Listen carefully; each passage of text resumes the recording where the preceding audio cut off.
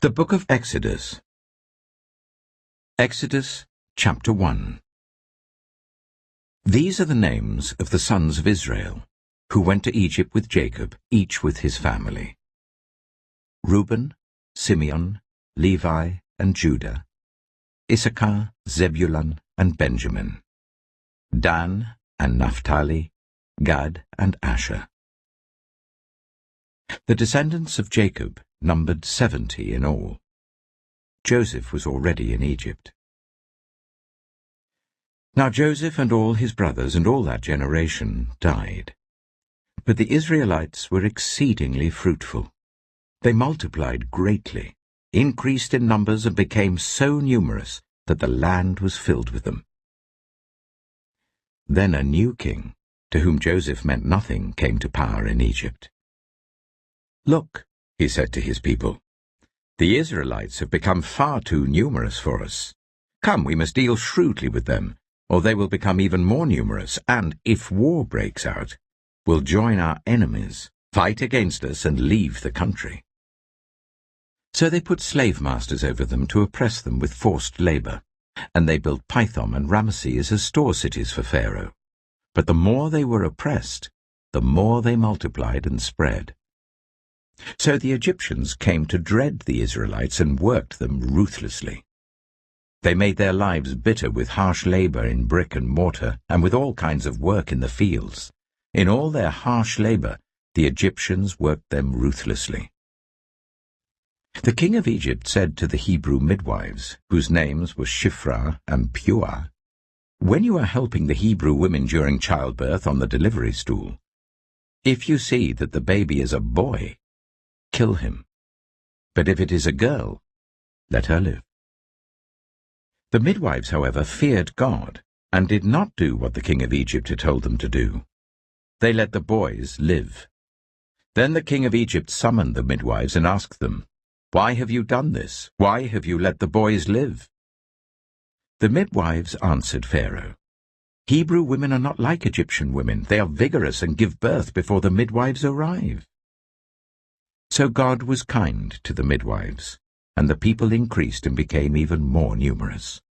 And because the midwives feared God, he gave them families of their own. Then Pharaoh gave this order to all his people: "Every Hebrew boy that is born you must throw into the Nile, but let every girl live." Exodus chapter 2. Now a man of the tribe of Levi married a Levite woman, and she became pregnant and gave birth to a son. When she saw that he was a fine child, she hid him for 3 months. But when she could hide him no longer, she got a papyrus basket for him and coated it with tar and pitch. Then she placed the child in it and put it among the reeds along the bank of the Nile. His sister stood at a distance to see what would happen to him.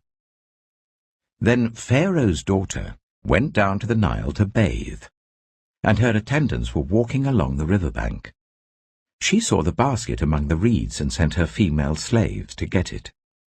She opened it and saw the baby. He was crying, and she felt sorry for him.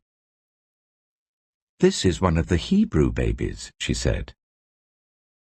Then his sister asked Pharaoh's daughter, "Shall I go and get one of the Hebrew women to nurse the baby for you?" "Yes, go," she answered. So the girl went and got the baby's mother. Pharaoh's daughter said to her, "Take this baby and nurse him for me, and I will pay you." So the woman took the baby and nursed him. When the child grew older, she took him to Pharaoh's daughter, and he became her son. She named him Moses, saying, "I drew him out of the water." One day, after Moses had grown up, he went out to where his own people were and watched them at their hard labor. He saw an Egyptian beating a Hebrew, one of his own people. Looking this way and that and seeing no one, he killed the Egyptian and hid him in the sand. The next day he went out and saw 2 Hebrews fighting. He asked the one in the wrong, "Why are you hitting your fellow Hebrew?" The man said, Who made you ruler and judge over us? Are you thinking of killing me as you killed the Egyptian?" Then Moses was afraid and thought, "What I did must have become known." When Pharaoh heard of this, he tried to kill Moses. But Moses fled from Pharaoh and went to live in Midian, where he sat down by a well. Now a priest of Midian had 7 daughters, and they came to draw water and fill the troughs to water their father's flock. Some shepherds came along and drove them away, but Moses got up and came to their rescue and watered their flock. When the girls returned to Reuel their father, he asked them, "Why have you returned so early today?" They answered, "An Egyptian rescued us from the shepherds. He even drew water for us and watered the flock." "And where is he?" Reuel asked his daughters. "Why did you leave him? Invite him to have something to eat." Moses agreed to stay with the man, who gave his daughter Zipporah to Moses in marriage. Zipporah gave birth to a son, and Moses named him Gershom, saying, "I have become a foreigner in a foreign land." During that long period, the king of Egypt died. The Israelites groaned in their slavery and cried out, and their cry for help, because of their slavery, went up to God. God heard their groaning, and he remembered his covenant with Abraham, with Isaac, and with Jacob. So God looked on the Israelites and was concerned about them. Exodus chapter 3. Now Moses was tending the flock of Jethro his father-in-law, the priest of Midian. And he led the flock to the far side of the wilderness and came to Horeb, the mountain of God. There the angel of the Lord appeared to him in flames of fire from within a bush. Moses saw that though the bush was on fire, it did not burn up. So Moses thought, "I will go over and see this strange sight, why the bush does not burn up." When the Lord saw that he had gone over to look, God called to him from within the bush, "Moses, Moses." And Moses said, "Here I am." "Do not come any closer," God said. "Take off your sandals, for the place where you are standing is holy ground." Then he said, "I am the God of your father, the God of Abraham, the God of Isaac, and the God of Jacob." At this, Moses hid his face, because he was afraid to look at God. The Lord said, "I have indeed seen the misery of my people in Egypt. I have heard them crying out because of their slave drivers, and I am concerned about their suffering. So I have come down to rescue them from the hand of the Egyptians, and to bring them up out of that land into a good and spacious land, a land flowing with milk and honey, the home of the Canaanites, Hittites, Amorites, Perizzites, Hivites, and Jebusites. And now the cry of the Israelites has reached me, and I have seen the way the Egyptians are oppressing them. So now, go. I am sending you to Pharaoh to bring my people, the Israelites, out of Egypt." But Moses said to God, "Who am I that I should go to Pharaoh and bring the Israelites out of Egypt?"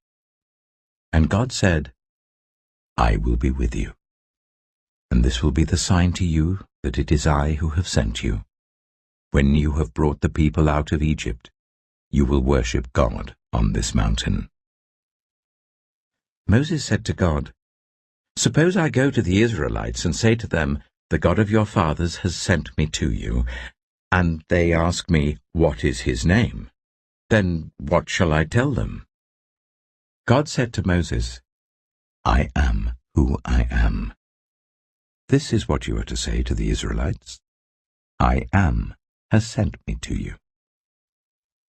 God also said to Moses, "Say to the Israelites, 'The Lord, the God of your fathers, the God of Abraham, the God of Isaac, and the God of Jacob, has sent me to you. This is my name forever, the name you shall call me from generation to generation. Go, assemble the elders of Israel and say to them, 'The Lord, the God of your fathers, the God of Abraham, Isaac, and Jacob, appeared to me and said, I have watched over you and have seen what has been done to you in Egypt. And I have promised to bring you up out of your misery in Egypt, into the land of the Canaanites, Hittites, Amorites, Perizzites, Hivites, and Jebusites, a land flowing with milk and honey. The elders of Israel will listen to you. Then you and the elders are to go to the king of Egypt and say to him, The Lord, the God of the Hebrews, has met with us.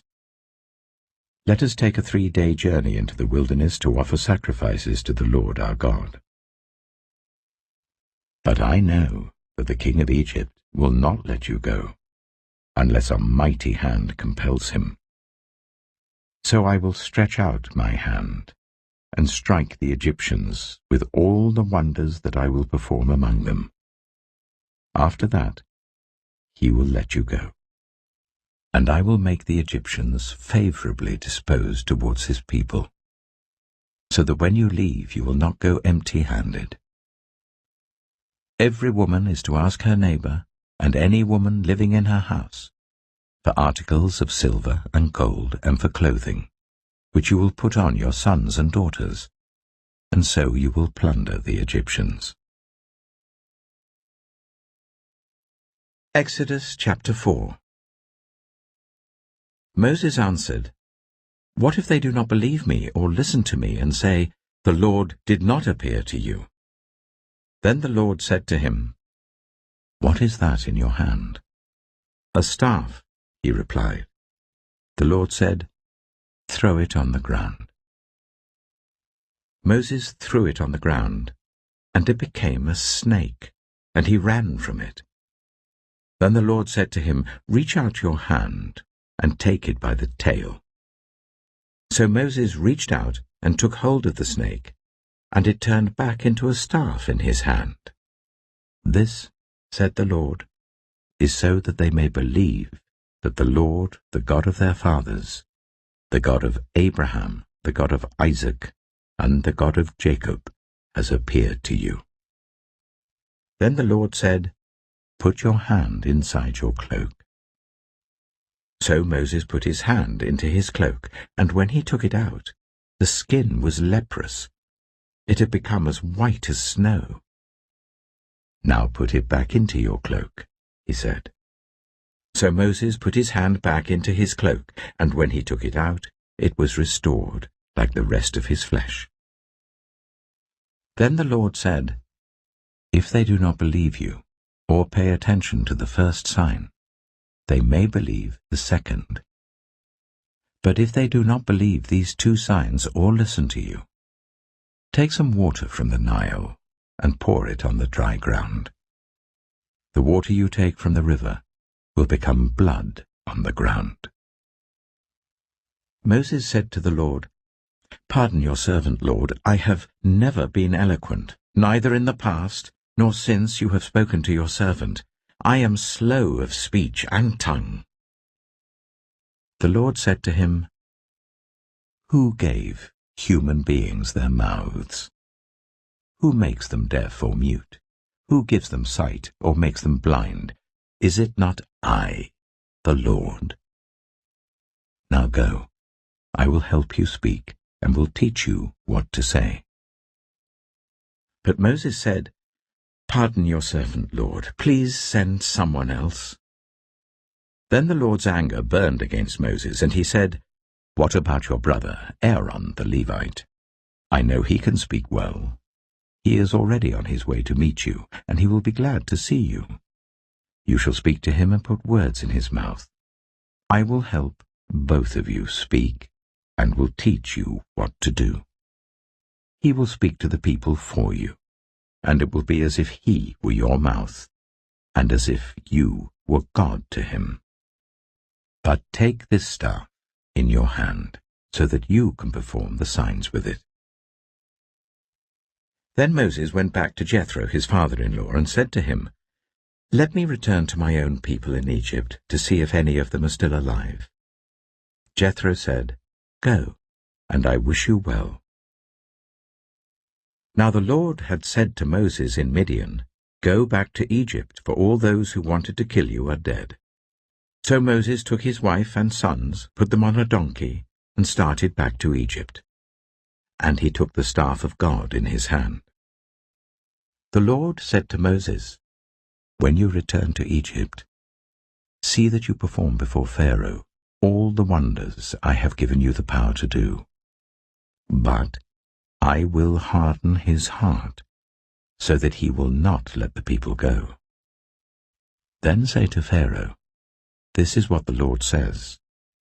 Israel is my firstborn son, and I told you, let my son go so that he may worship me.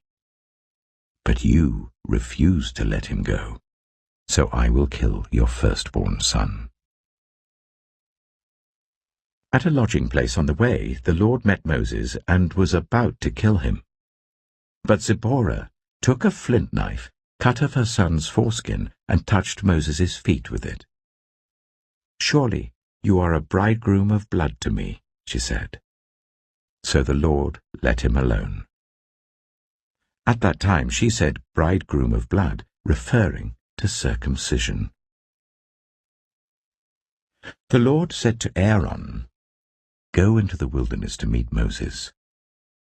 So he met Moses at the mountain of God and kissed him. Then Moses told Aaron everything the Lord had sent him to say, and also about all the signs he had commanded him to perform. Moses and Aaron brought together all the elders of the Israelites, and Aaron told them everything the Lord had said to Moses. He also performed the signs before the people, and they believed. And when they heard that the Lord was concerned about them and had seen their misery, they bowed down and worshipped. Exodus chapter 5. Afterwards, Moses and Aaron went to Pharaoh and said, "This is what the Lord, the God of Israel, says. Let my people go, so that they may hold a festival to me in the wilderness." Pharaoh said, "Who is the Lord that I should obey him, and let Israel go? I do not know the Lord, and I will not let Israel go."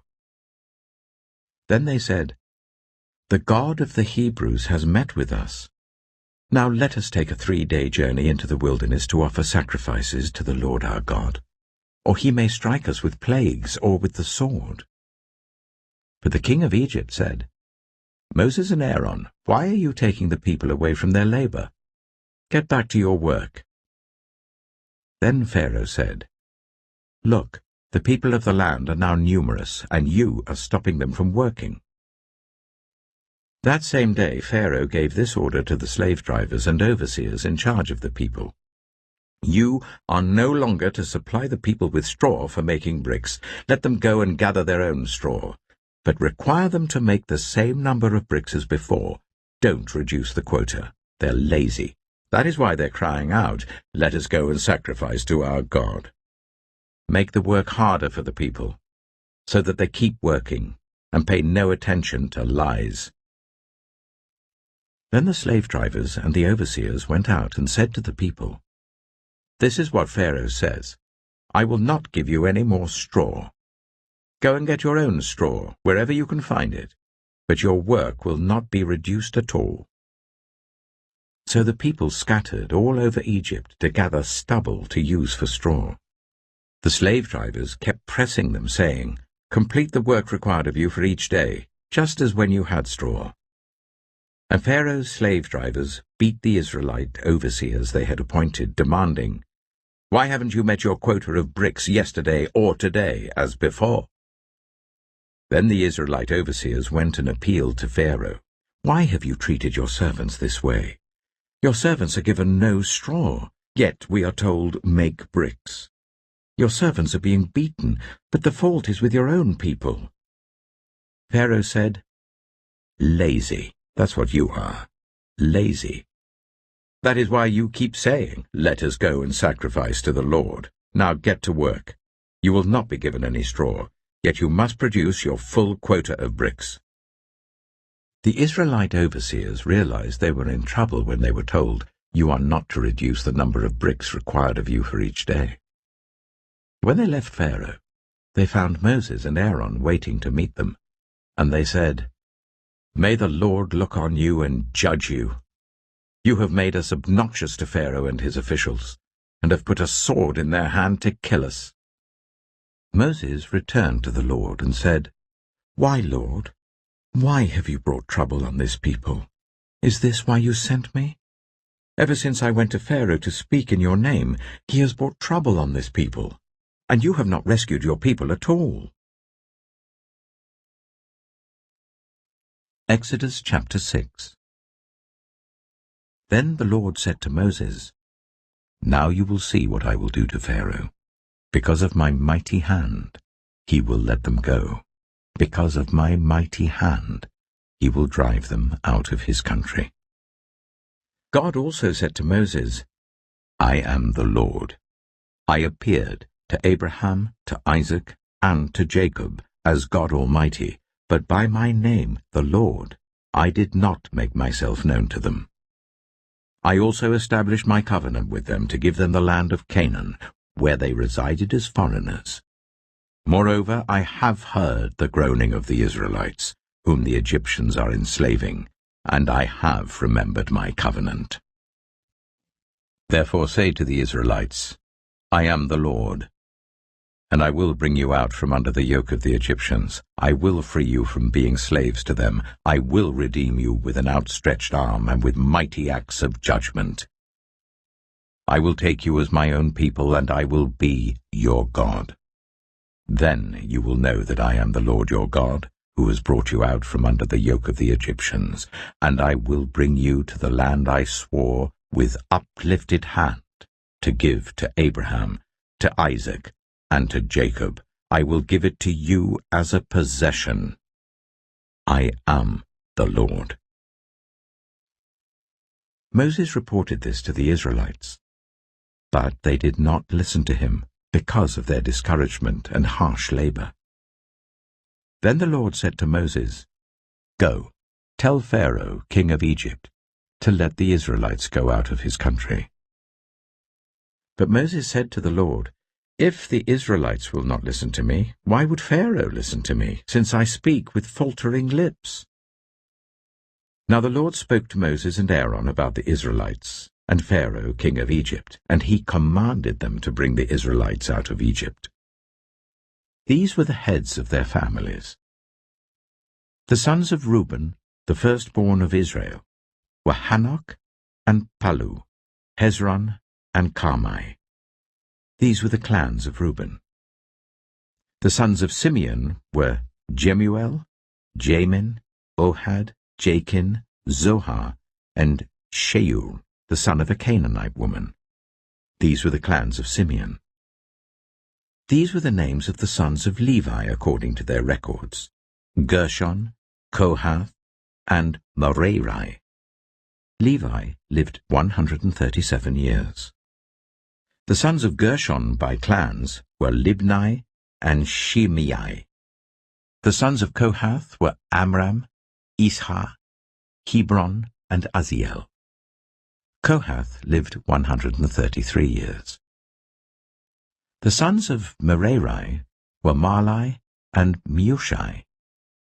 These were the clans of Levi according to their records.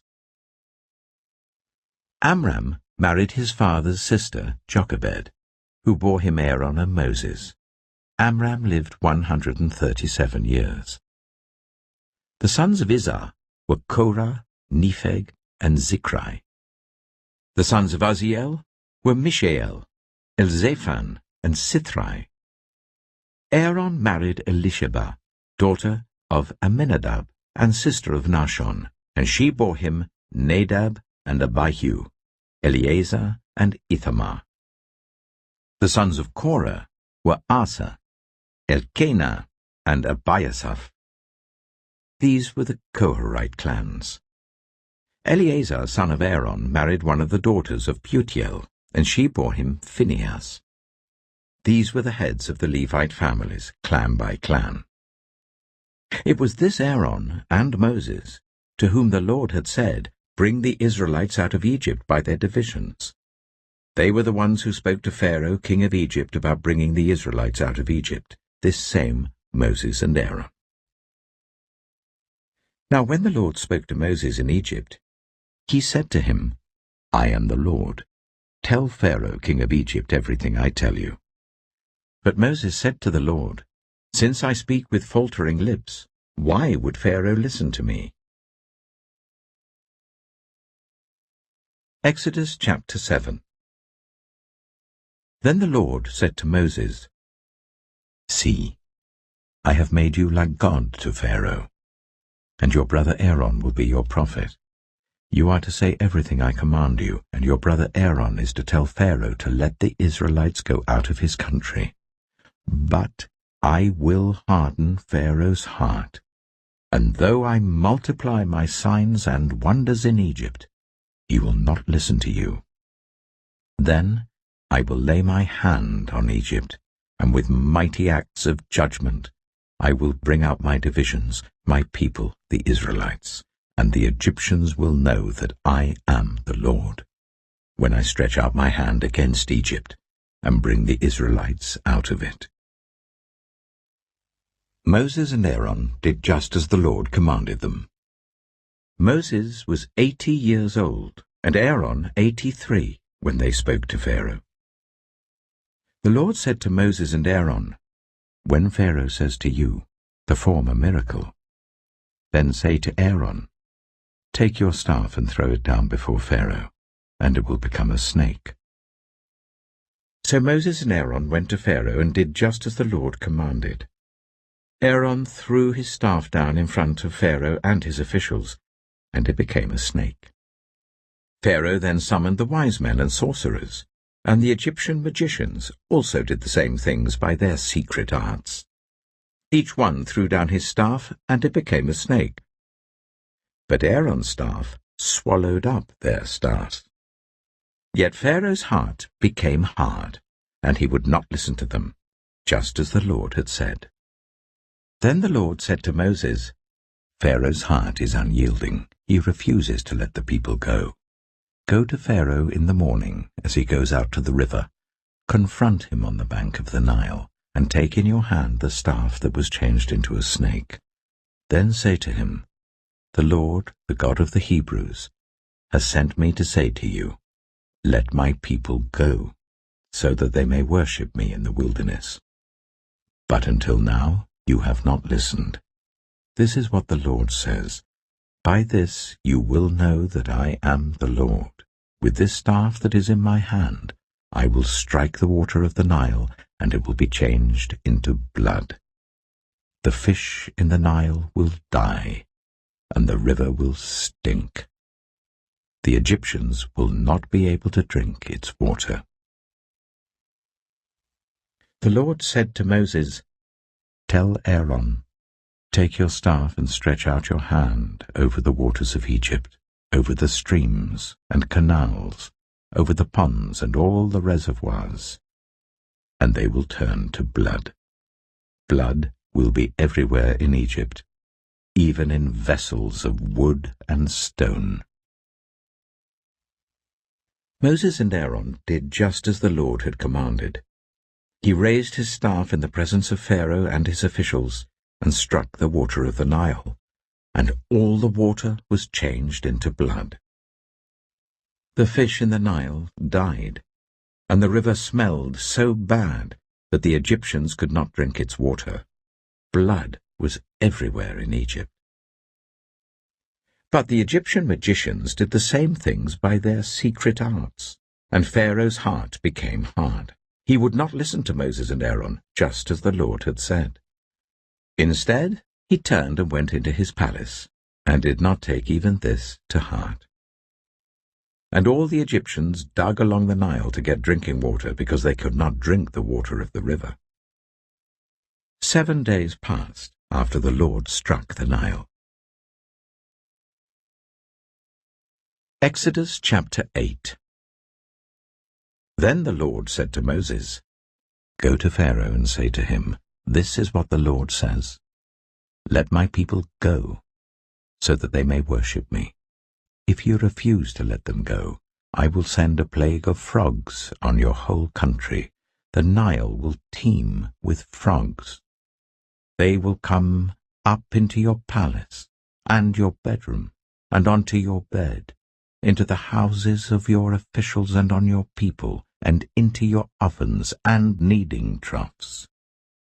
The frogs will come up on you and your people and all your officials. Then the Lord said to Moses, "Tell Aaron, stretch out your hand with your staff over the streams and canals and ponds, and make frogs come up on the land of Egypt." So Aaron stretched out his hand over the waters of Egypt, and the frogs came up and covered the land. But the magicians did the same things by their secret arts. They also made frogs come up on the land of Egypt. Pharaoh summoned Moses and Aaron and said, "Pray to the Lord to take the frogs away from me and my people, and I will let your people go to offer sacrifices to the Lord." Moses said to Pharaoh, "I leave to you the honor of setting the time for me to pray for you and your officials and your people, that you and your houses may be rid of the frogs, except for those that remain in the Nile." "Tomorrow," Pharaoh said. Moses replied, "It will be as you say, so that you may know there is no one like the Lord our God. The frogs will leave you and your houses, your officials and your people. They will remain only in the Nile." After Moses and Aaron left Pharaoh, Moses cried out to the Lord about the frogs he had brought on Pharaoh, and the Lord did what Moses asked. The frogs died in the houses, in the courtyards, and in the fields. They were piled into heaps, and the land reeked of them. But when Pharaoh saw that there was relief, he hardened his heart and would not listen to Moses and Aaron, just as the Lord had said. Then the Lord said to Moses, "Tell Aaron, stretch out your staff and strike the dust of the ground, and throughout the land of Egypt the dust will become gnats." They did this, and when Aaron stretched out his hand with the staff and struck the dust of the ground, gnats came on people and animals. All the dust throughout the land of Egypt became gnats.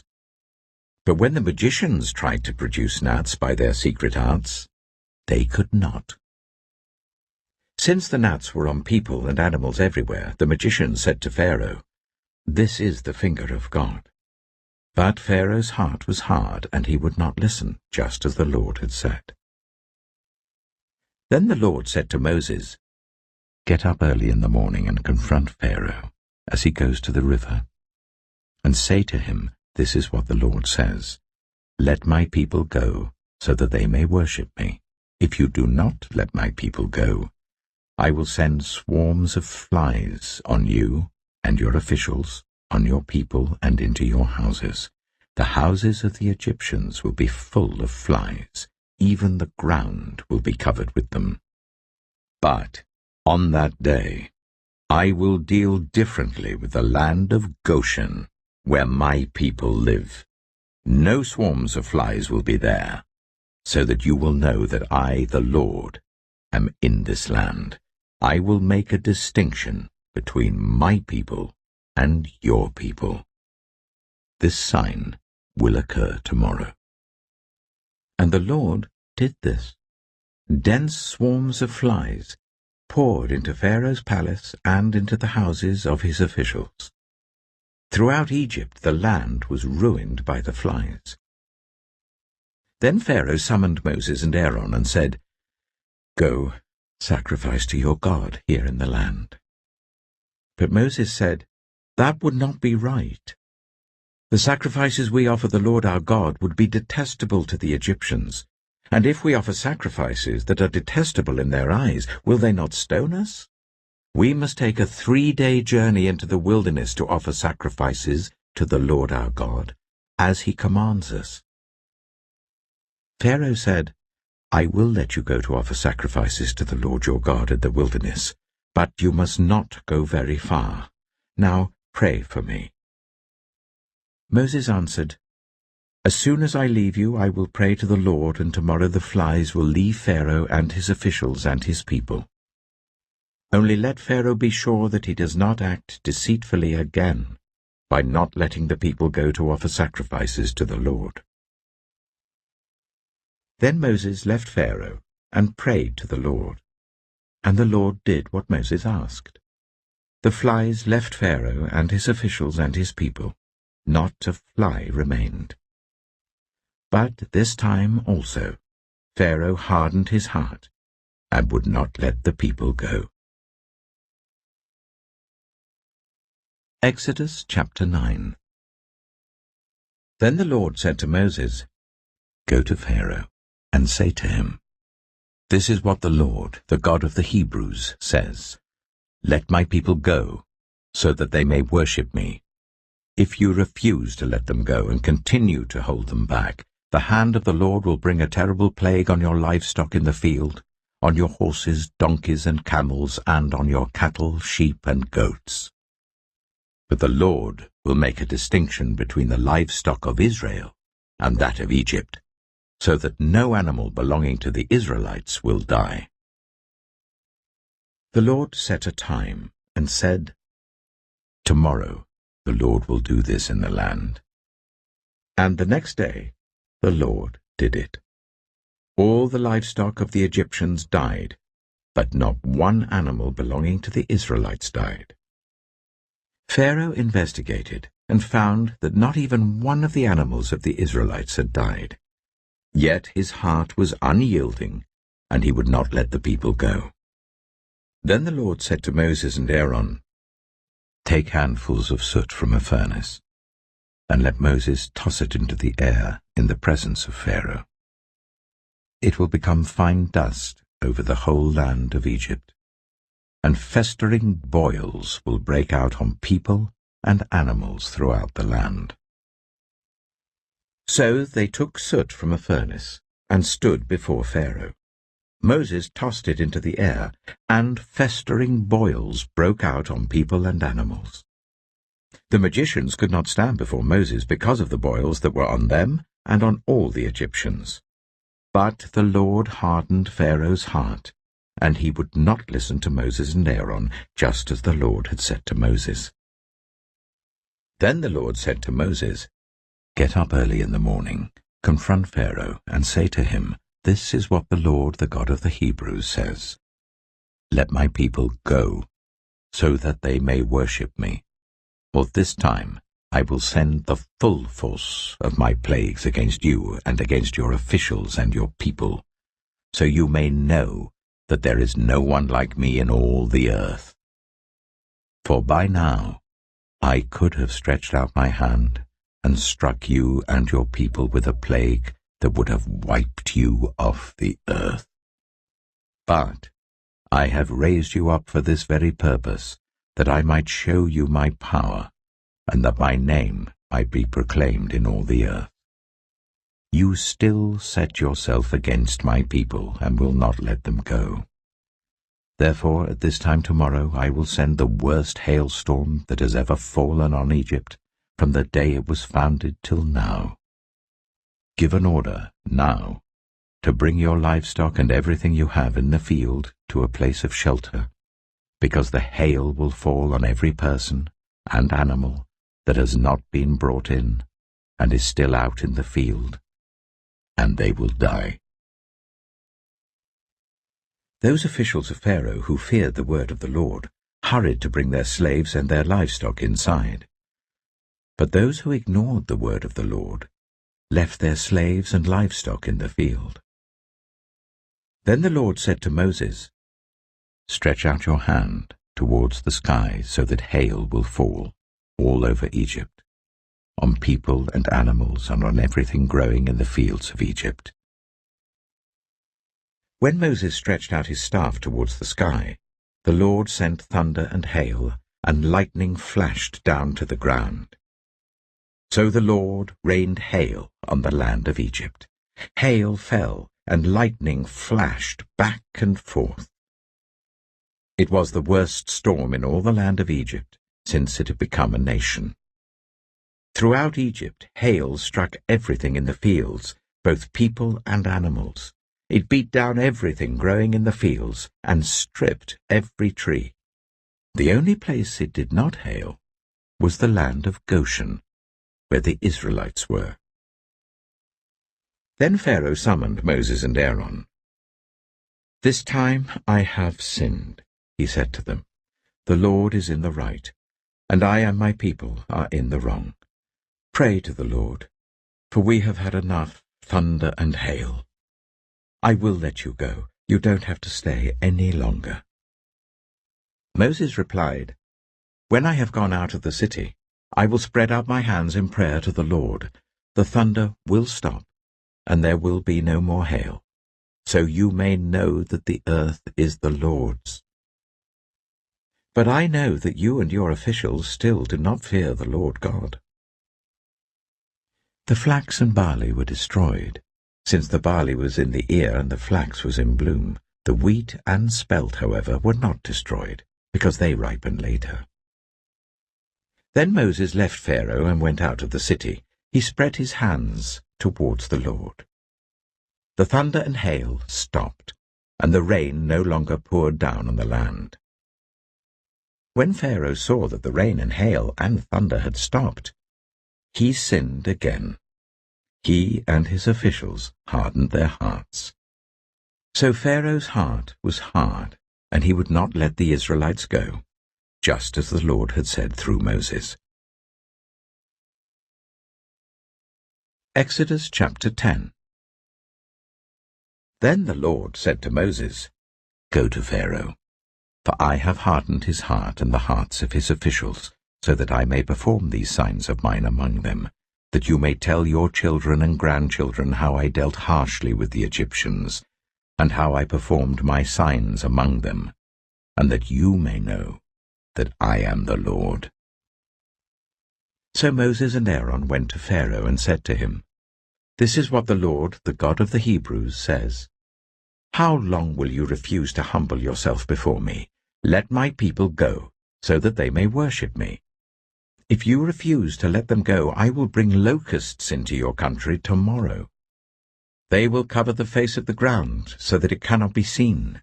They will devour what little you have left after the hail, including every tree that is growing in your fields. They will fill your houses and those of all your officials and all the Egyptians, something neither your parents nor your ancestors have ever seen, from the day they settled in this land till now." Then Moses turned and left Pharaoh. Pharaoh's officials said to him, "How long will this man be a snare to us? Let the people go, so that they may worship the Lord their God. Do you not realize that Egypt is ruined?" Then Moses and Aaron were brought back to Pharaoh. "Go, worship the Lord your God," he said. "But tell me who will be going." Moses answered, "We will go with our young and our old, with our sons and our daughters, and with our flocks and herds, because we are to celebrate a festival to the Lord." Pharaoh said, "The Lord be with you, if I let you go, along with your women and children. Clearly you are bent on evil. No, let only the men go and worship the Lord, since that's what you have been asking for." Then Moses and Aaron were driven out of Pharaoh's presence. And the Lord said to Moses, "Stretch out your hand over Egypt, so that locusts swarm over the land and devour everything growing in the fields, everything left by the hail." So Moses stretched out his staff over Egypt, and the Lord made an east wind blow across the land all that day and all that night. By morning the wind had brought the locusts. They invaded all Egypt, and settled down in every area of the country in great numbers. Never before had there been such a plague of locusts, nor will there ever be again. They covered all the ground until it was black.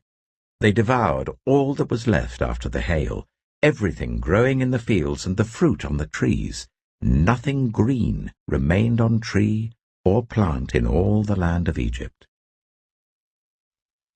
Pharaoh quickly summoned Moses and Aaron and said, "I have sinned against the Lord your God and against you. Now forgive my sin once more, and pray to the Lord your God to take this deadly plague away from me."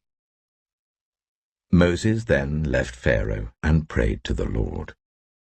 And the Lord changed the wind to a very strong west wind, which caught up the locusts and carried them into the Red Sea. Not a locust was left anywhere in Egypt.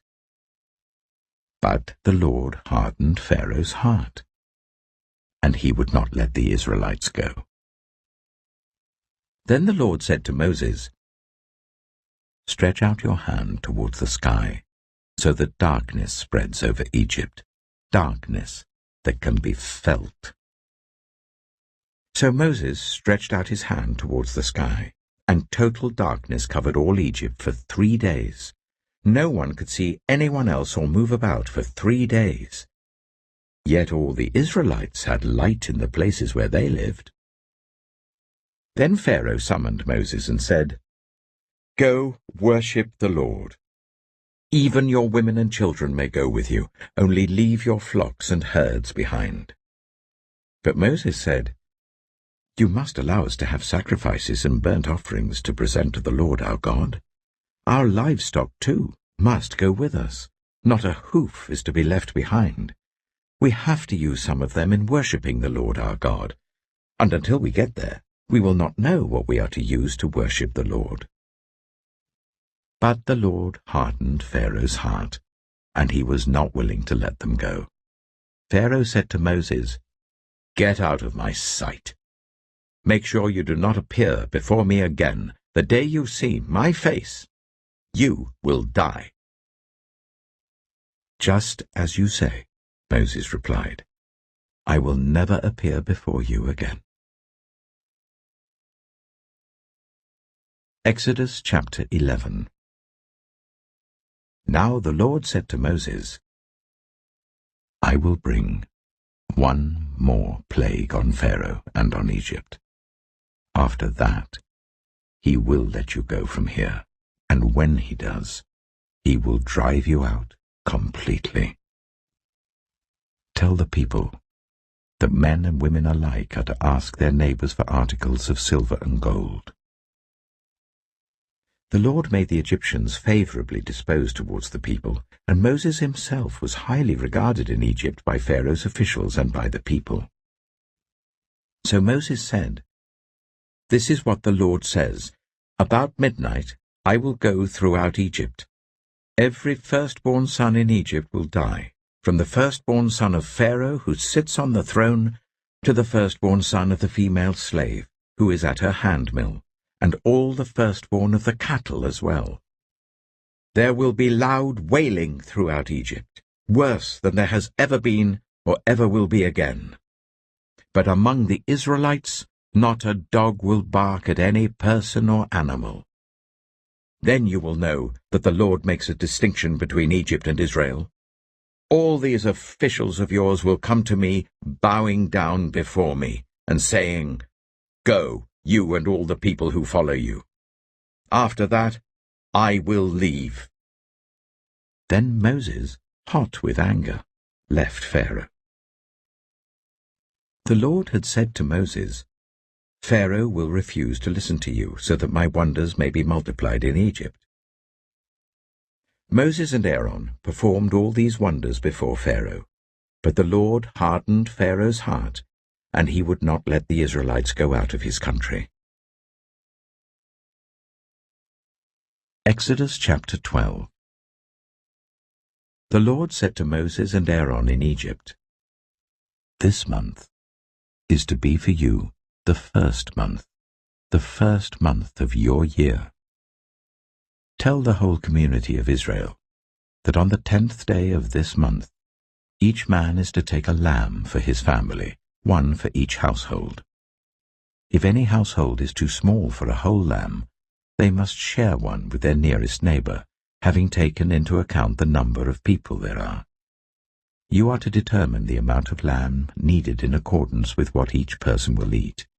The animals you choose must be year-old males, without defect, and you may take them from the sheep or the goats. Take care of them until the 14th day of the month, when all the members of the community of Israel must slaughter them at twilight. Then they are to take some of the blood and put it on the sides and tops of the door frames of the houses where they eat the lambs.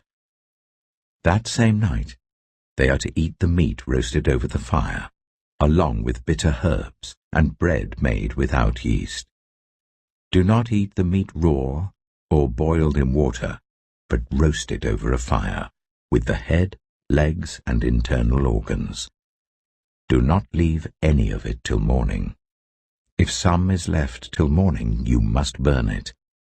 This is how you are to eat it, with your cloak tucked into your belt, your sandals on your feet, and your staff in your hand. Eat it in haste. It is the Lord's Passover.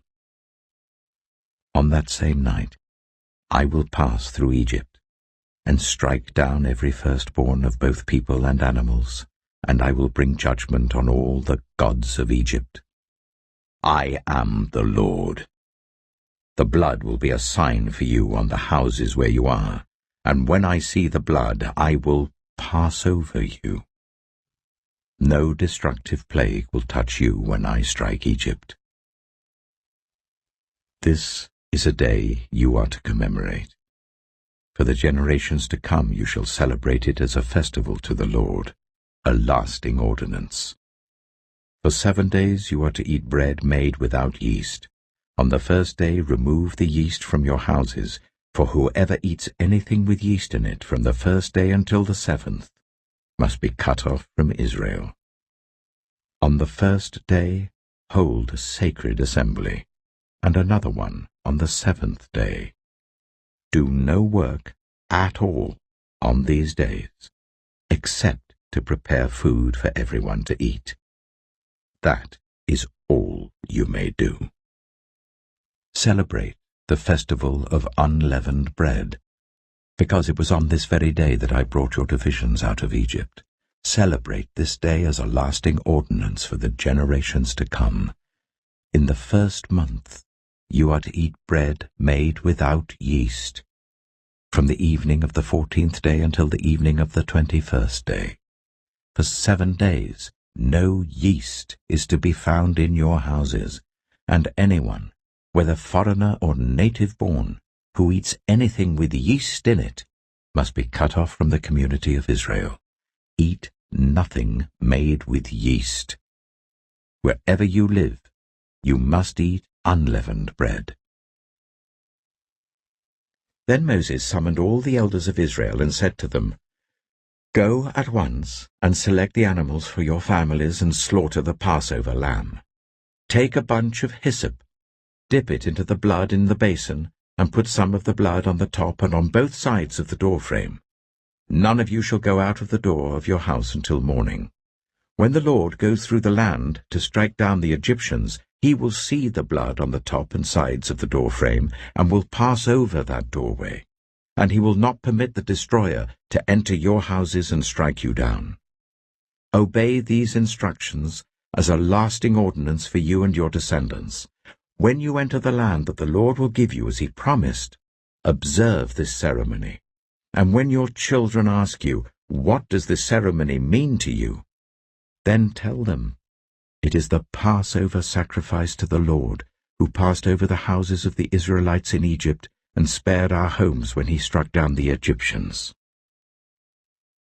Then the people bowed down and worshipped. The Israelites did just what the Lord commanded Moses and Aaron. At midnight, the Lord struck down all the firstborn in Egypt, from the firstborn of Pharaoh who sat on the throne, to the firstborn of the prisoner who was in the dungeon, and the firstborn of all the livestock as well. Pharaoh and all his officials and all the Egyptians got up during the night, and there was loud wailing in Egypt, for there was not a house without someone dead.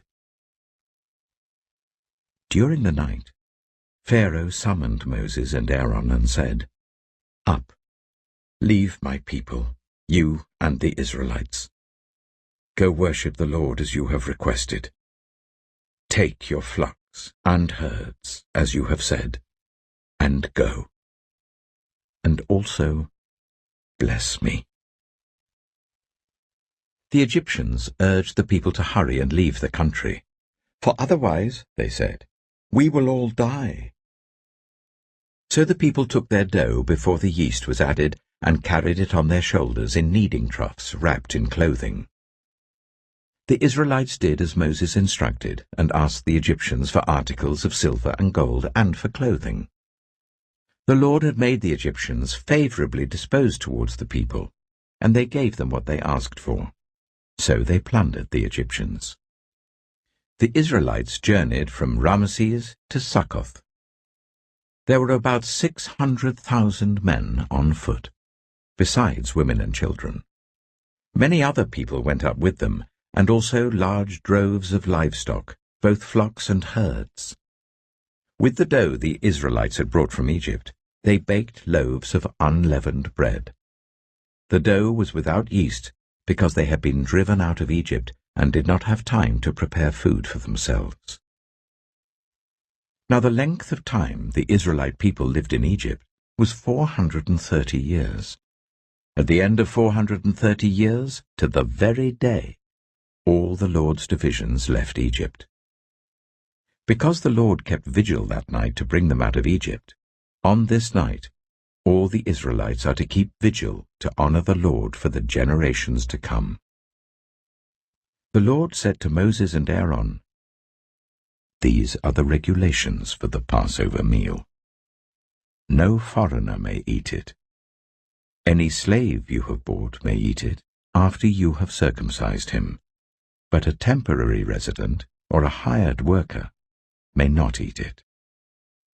It must be eaten inside the house.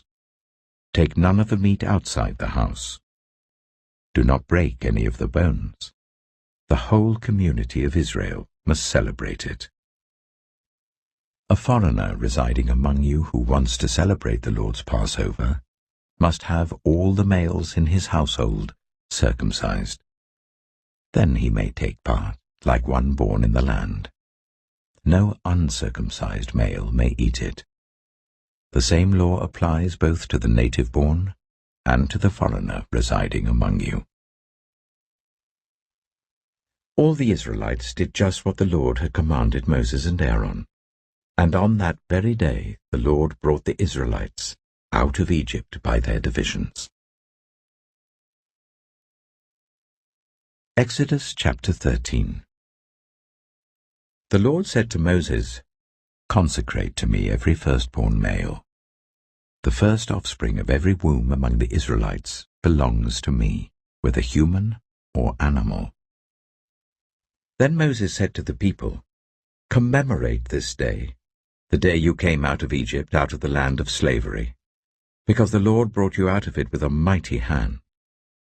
Eat nothing containing yeast.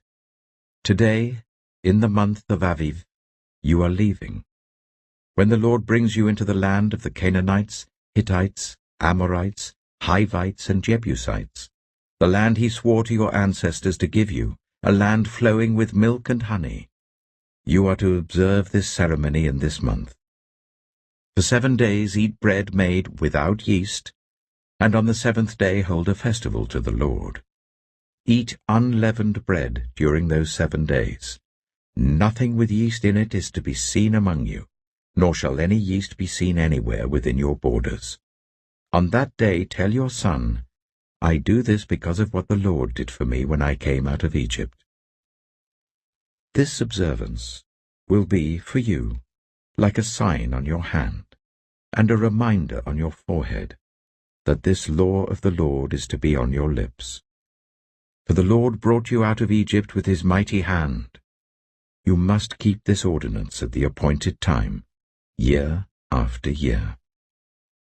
After the Lord brings you into the land of the Canaanites and gives it to you, as he promised on oath to you and your ancestors, you are to give over to the Lord the first offspring of every womb.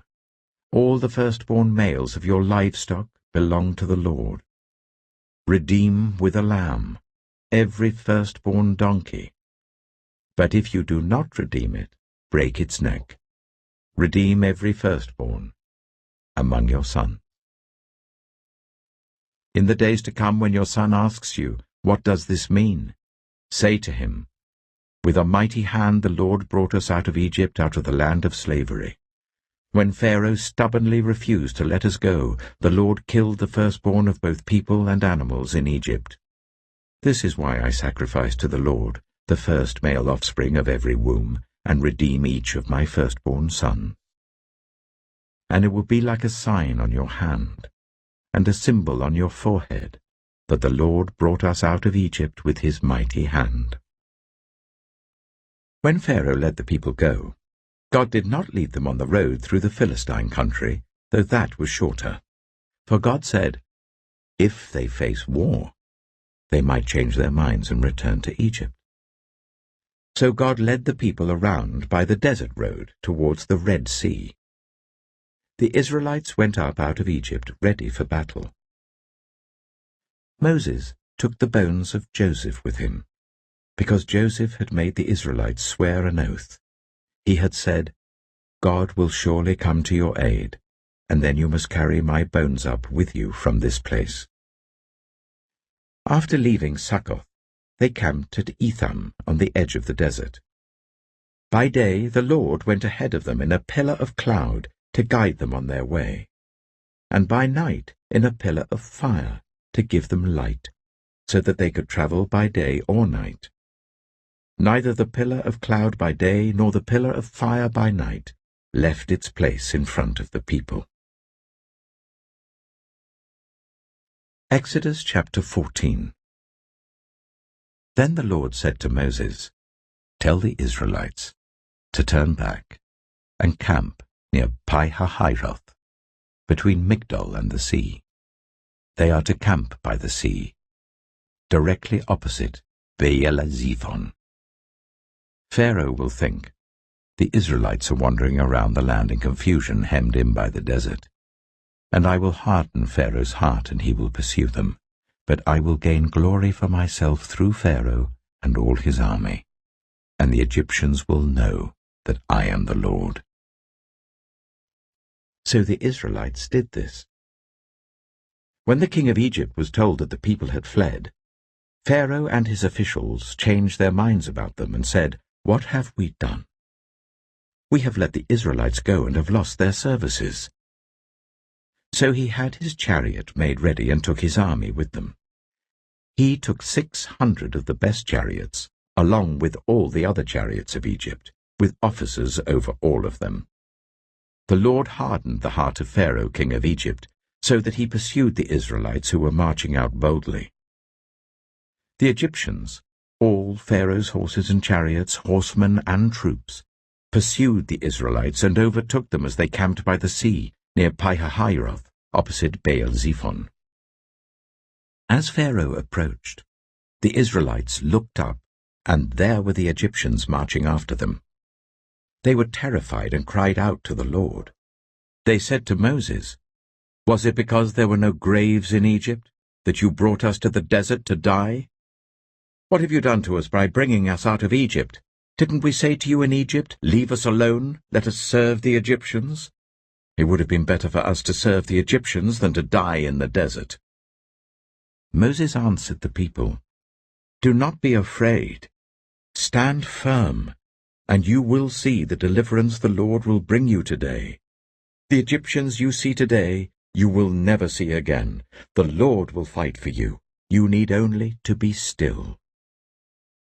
Then the Lord said to Moses, "Why are you crying out to me? Tell the Israelites to move on. Raise your staff and stretch out your hand over the sea to divide the water, so that the Israelites can go through the sea on dry ground. I will harden the hearts of the Egyptians, so that they will go in after them. And I will gain glory through Pharaoh and all his army, through his chariots and his horsemen.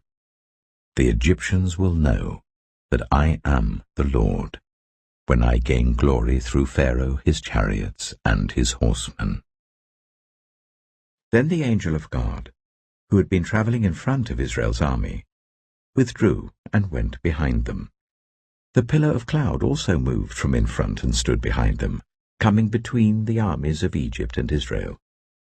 Throughout the night the cloud brought darkness to the one side and light to the other, so neither went near the other all night long. Then Moses stretched out his hand over the sea, and all that night the Lord drove the sea back with a strong east wind and turned it into dry land.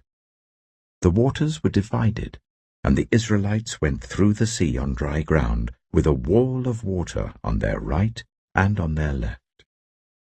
The Egyptians pursued them, and all Pharaoh's horses and chariots and horsemen followed them into the sea.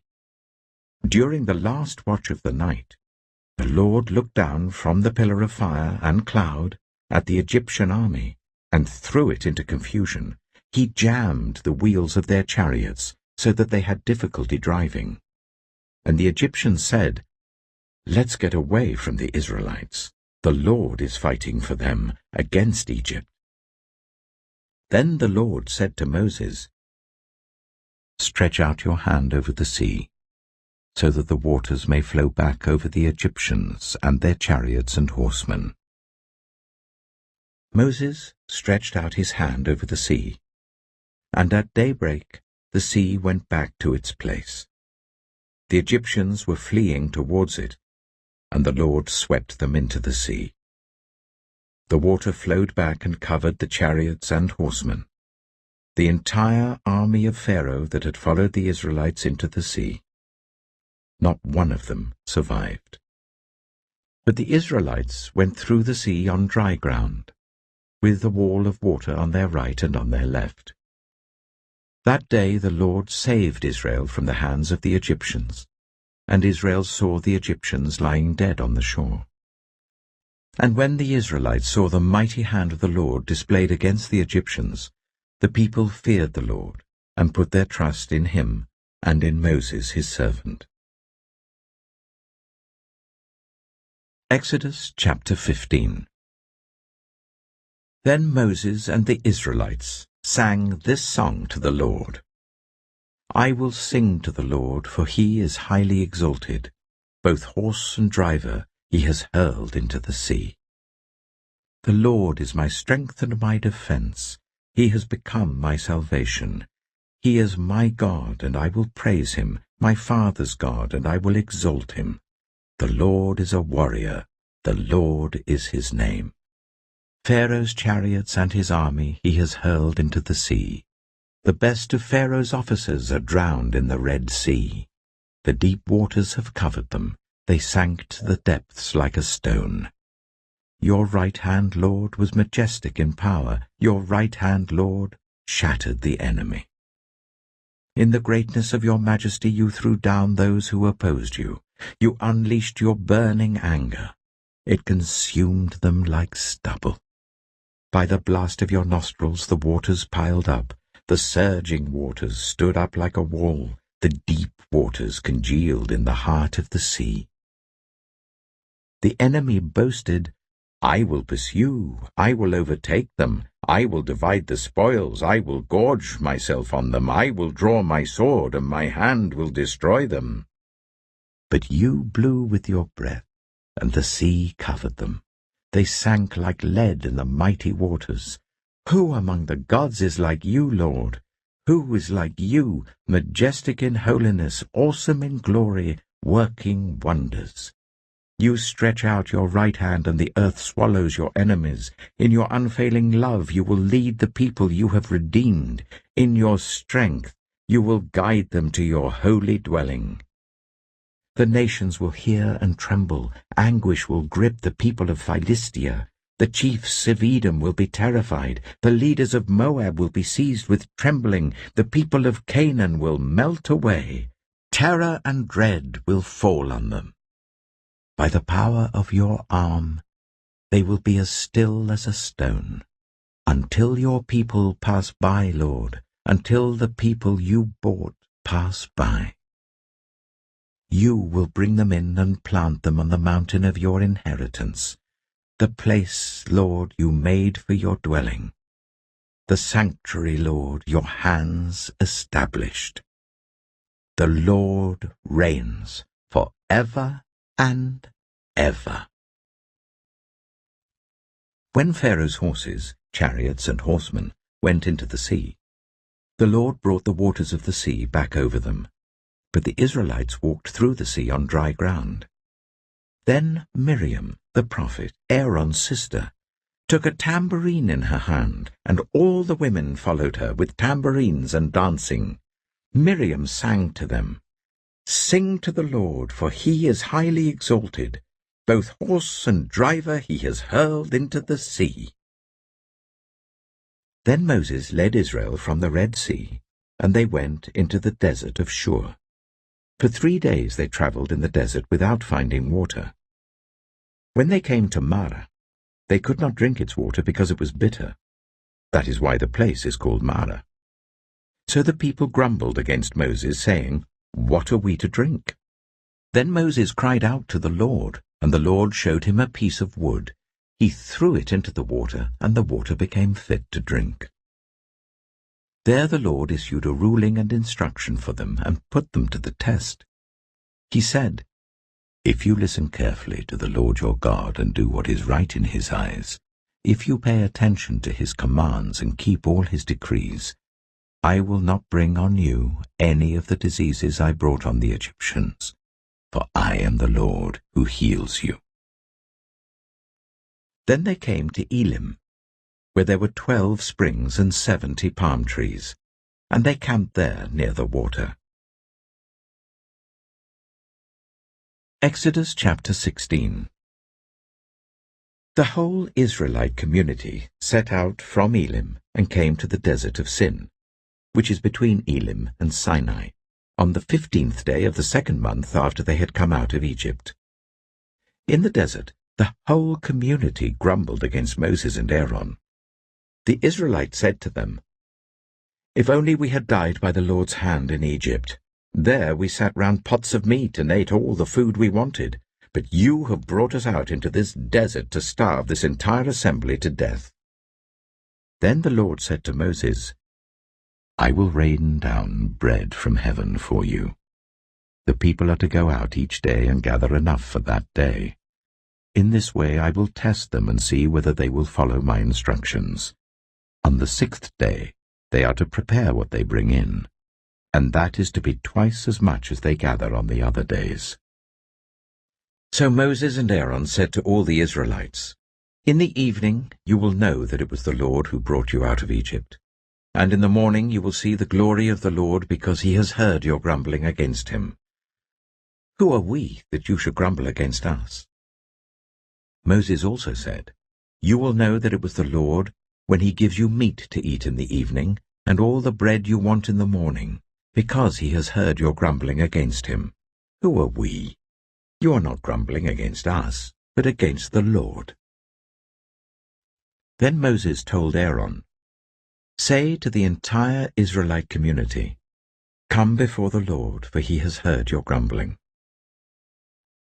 While Aaron was speaking to the whole Israelite community, they looked towards the desert, and there was the glory of the Lord appearing in the cloud.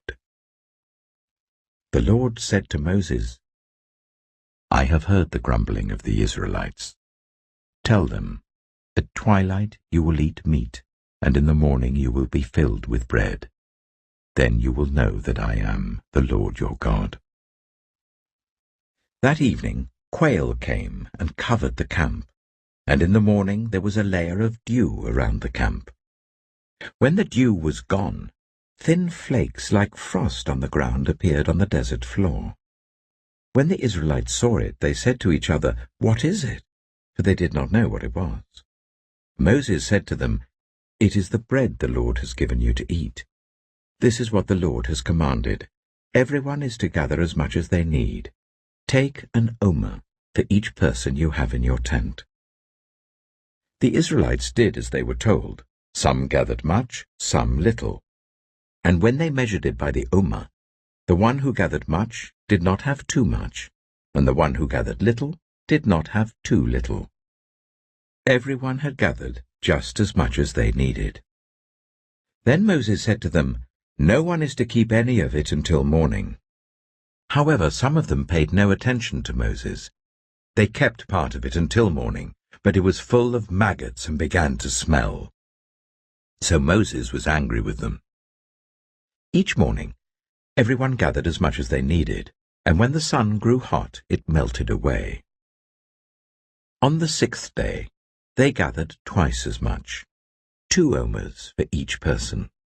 And the leaders of the community came and reported this to Moses. He said to them, "This is what the Lord commanded. Tomorrow is to be a day of Sabbath rest, a holy Sabbath to the Lord. So bake what you want to bake and boil what you want to boil. Save whatever is left and keep it until morning." So they saved it until morning as Moses commanded, and it did not stink or get maggots in it. "Eat it today," Moses said, "because today is a Sabbath to the Lord. You will not find any of it on the ground today. 6 days you are to gather it, but on the 7th day, the Sabbath, there will not be any." Nevertheless, some of the people went out on the 7th day to gather it, but they found none. Then the Lord said to Moses, "How long will you refuse to keep my commands and my instructions? Bear in mind that the Lord has given you the Sabbath.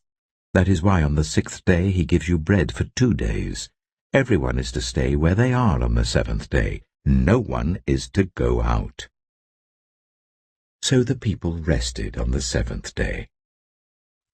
The people of Israel called the bread manna. It was white like coriander seed and tasted like wafers made with honey. Moses said, "This is what the Lord has commanded. Take an omer of manna and keep it for the generations to come, so that they can see the bread I gave you to eat in the wilderness when I brought you out of Egypt."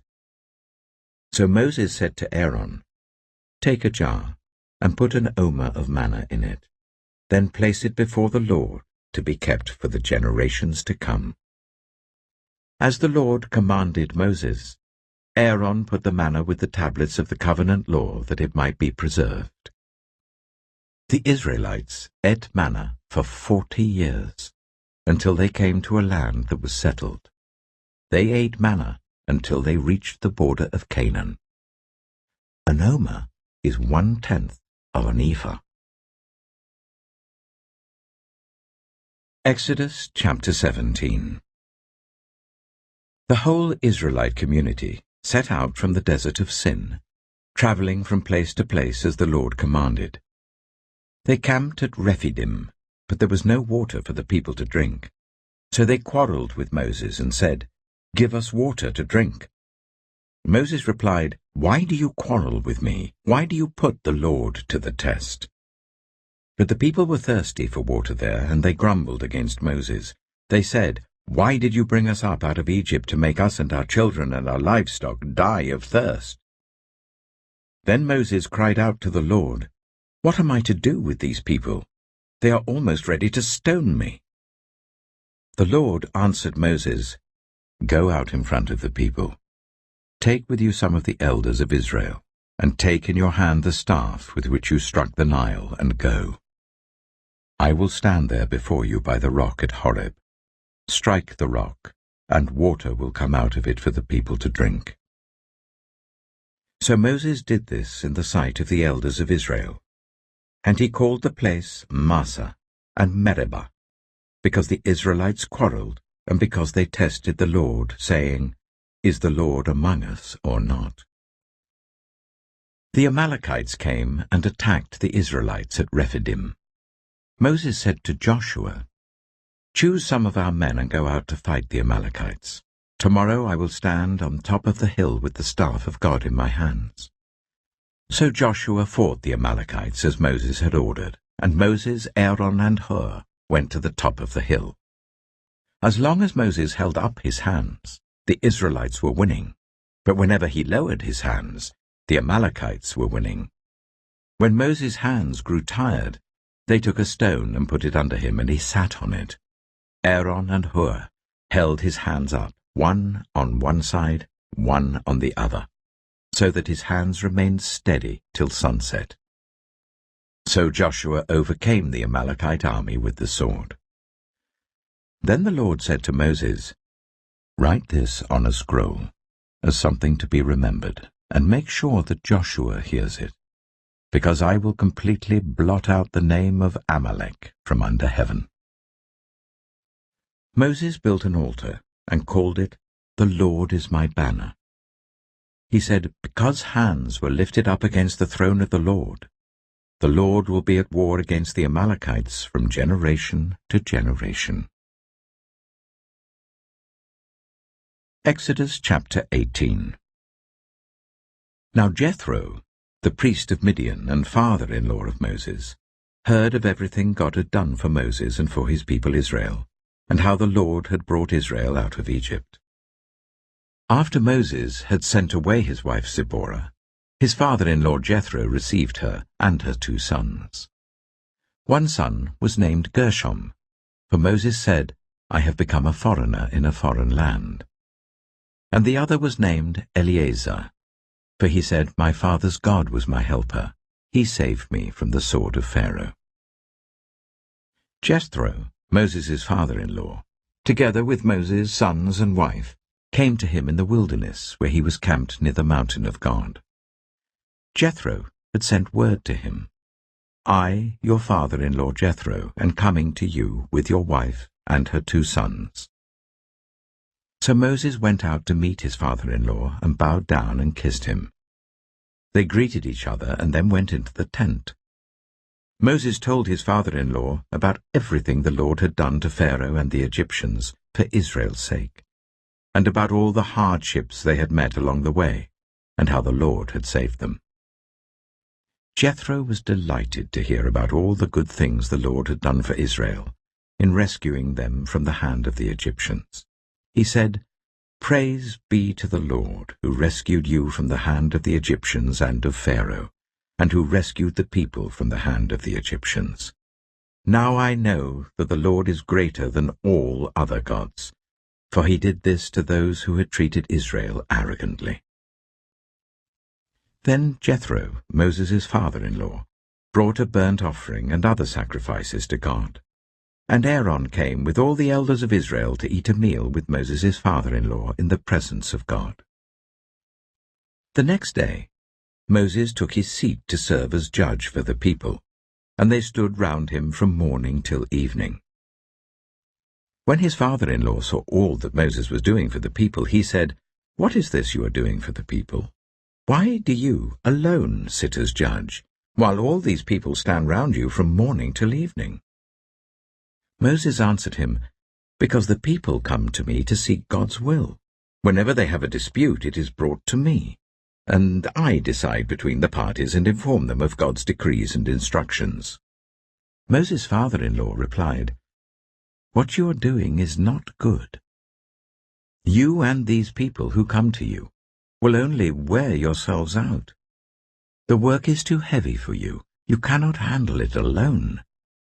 Listen now to me, and I will give you some advice, and may God be with you. You must be the people's representative before God and bring their disputes to him. Teach them his decrees and instructions, and show them the way they are to live and how they are to behave. But select capable men from all the people, men who fear God, trustworthy men who hate dishonest gain, and appoint them as officials over thousands, hundreds, fifties, and tens. Let them serve as judges for the people at all times. But let them bring every difficult case to you. The simple cases they can decide themselves.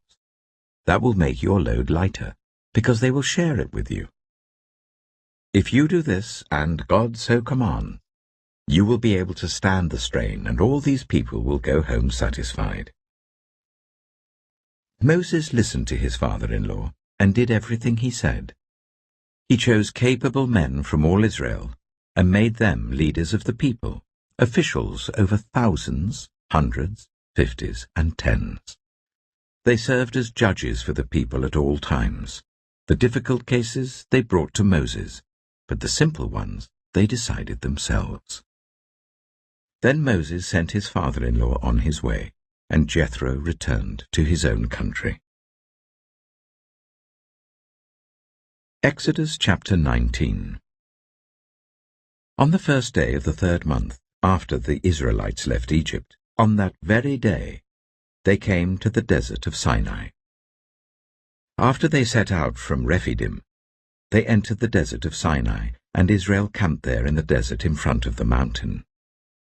Then Moses went up to God, and the Lord called to him from the mountain and said, "This is what you are to say to the descendants of Jacob, and what you are to tell the people of Israel.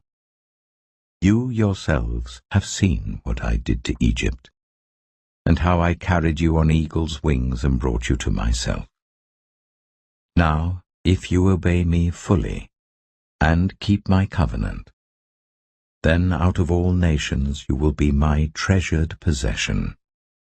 Although the whole earth is mine, you will be for me a kingdom of priests and a holy nation."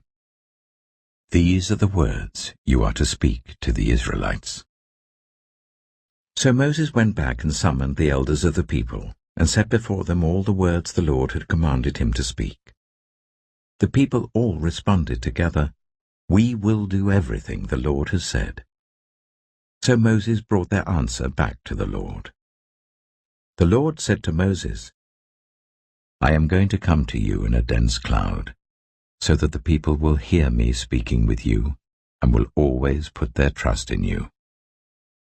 Then Moses told the Lord what the people had said, and the Lord said to Moses, "Go to the people, and consecrate them today and tomorrow.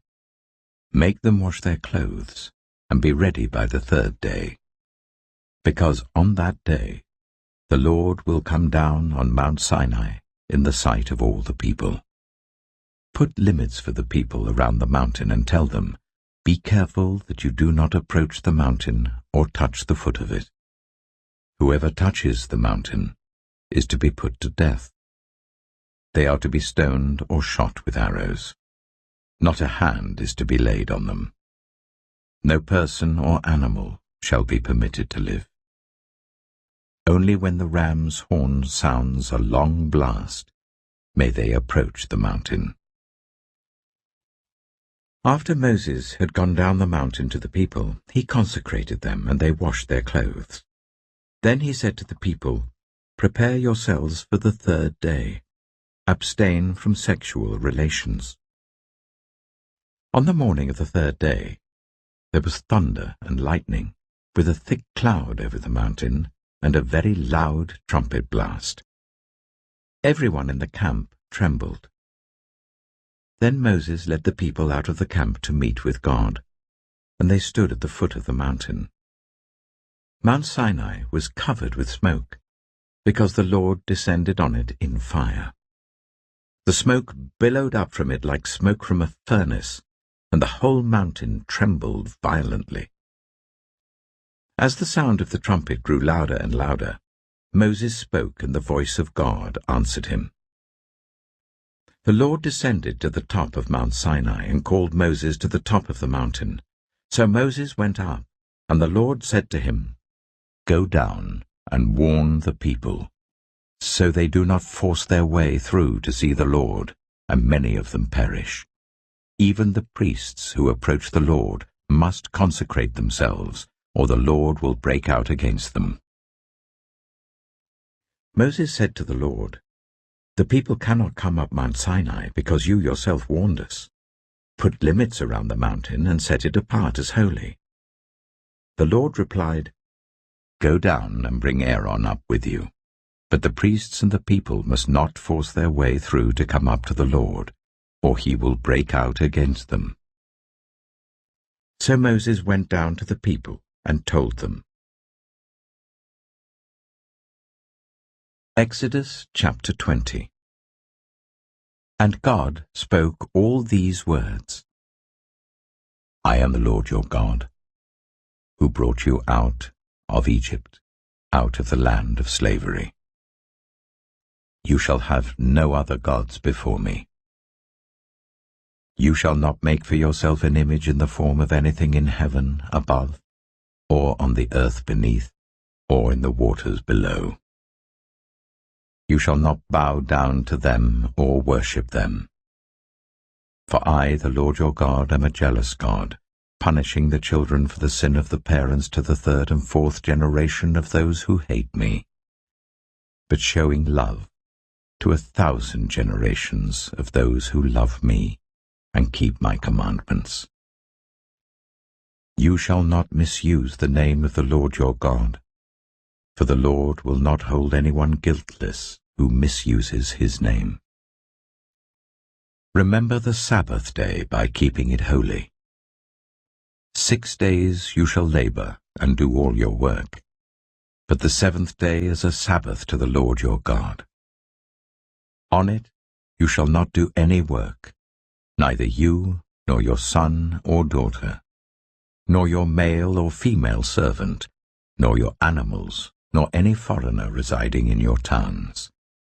For in 6 days the Lord made the heavens and the earth, the sea, and all that is in them, but he rested on the 7th day. Therefore the Lord blessed the Sabbath day and made it holy. Honor your father and your mother, so that you may live long in the land the Lord your God is giving you.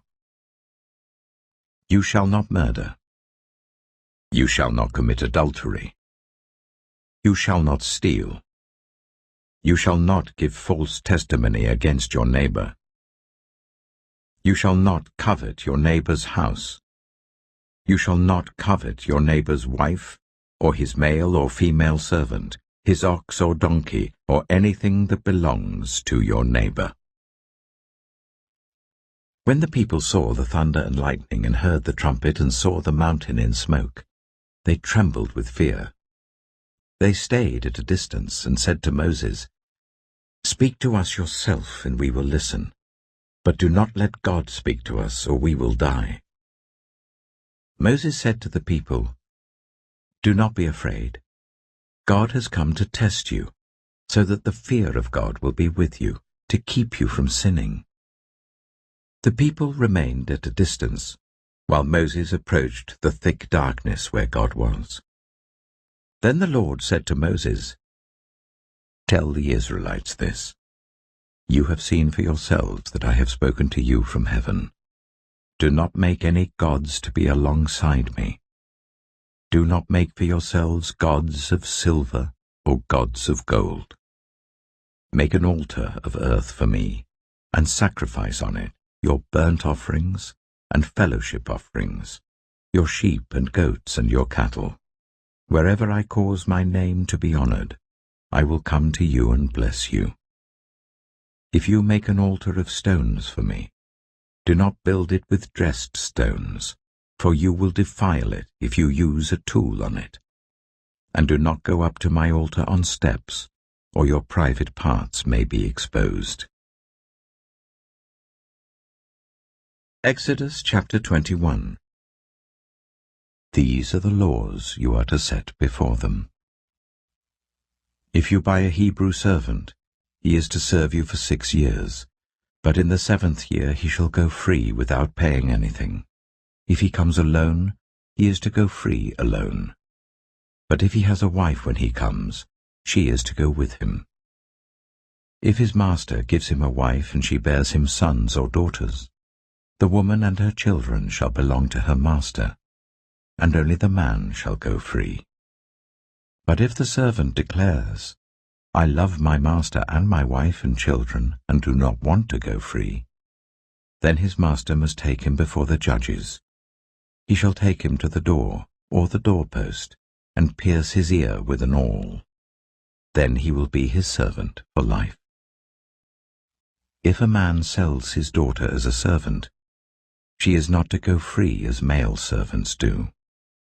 If she does not please the master who has selected her for himself, he must let her be redeemed. He has no right to sell her to foreigners, because he has broken faith with her. If he selects her for his son, he must grant her the rights of a daughter. If he marries another woman, he must not deprive the first one of her food, clothing, and marital rights. If he does not provide her with these 3 things, she is to go free without any payment of money. Anyone who strikes a person with a fatal blow is to be put to death. However, if it is not done intentionally, but God lets it happen, they are to flee to a place I will designate. But if anyone schemes and kills someone deliberately, that person is to be taken from my altar and put to death. Anyone who attacks their father or mother is to be put to death. Anyone who kidnaps someone is to be put to death, whether the victim has been sold or is still in the kidnapper's possession. Anyone who curses their father or mother is to be put to death. If people quarrel and one person hits another with a stone or with their fist, and the victim does not die but is confined to bed, the one who struck the blow will not be held liable if the other can get up and walk around outside with the staff. However, the guilty party must pay the injured person for any loss of time and see that the victim is completely healed. Anyone who beats their male or female slave with a rod must be punished if the slave dies as a direct result. But they are not to be punished if the slave recovers after a day or two, since the slave is their property. If people are fighting and hit a pregnant woman and she gives birth prematurely, but there is no serious injury, the offender must be fined whatever the woman's husband demands and the court allows. But if there is serious injury, you are to take life for life, eye for eye, tooth for tooth, hand for hand, foot for foot, burn for burn, wound for wound, bruise for bruise. An owner who hits a male or female slave in the eye and destroys it must let the slave go free to compensate for the eye. And an owner who knocks out the tooth of a male or female slave must let the slave go free to compensate for the tooth. If a bull gores a man or woman to death, the bull is to be stoned to death, and its meat must not be eaten. But the owner of the bull will not be held responsible. If, however, the bull has had the habit of goring, and the owner has been warned but has not kept it penned up, and it kills a man or woman, the bull is to be stoned, and its owner also is to be put to death. However, if payment is demanded, the owner may redeem his life by the payment of whatever is demanded. This law also applies if the bull gores a son or a daughter. If the bull gores a male or female slave, the owner must pay 30 shekels of silver to the master of the slave, and the bull is to be stoned to death.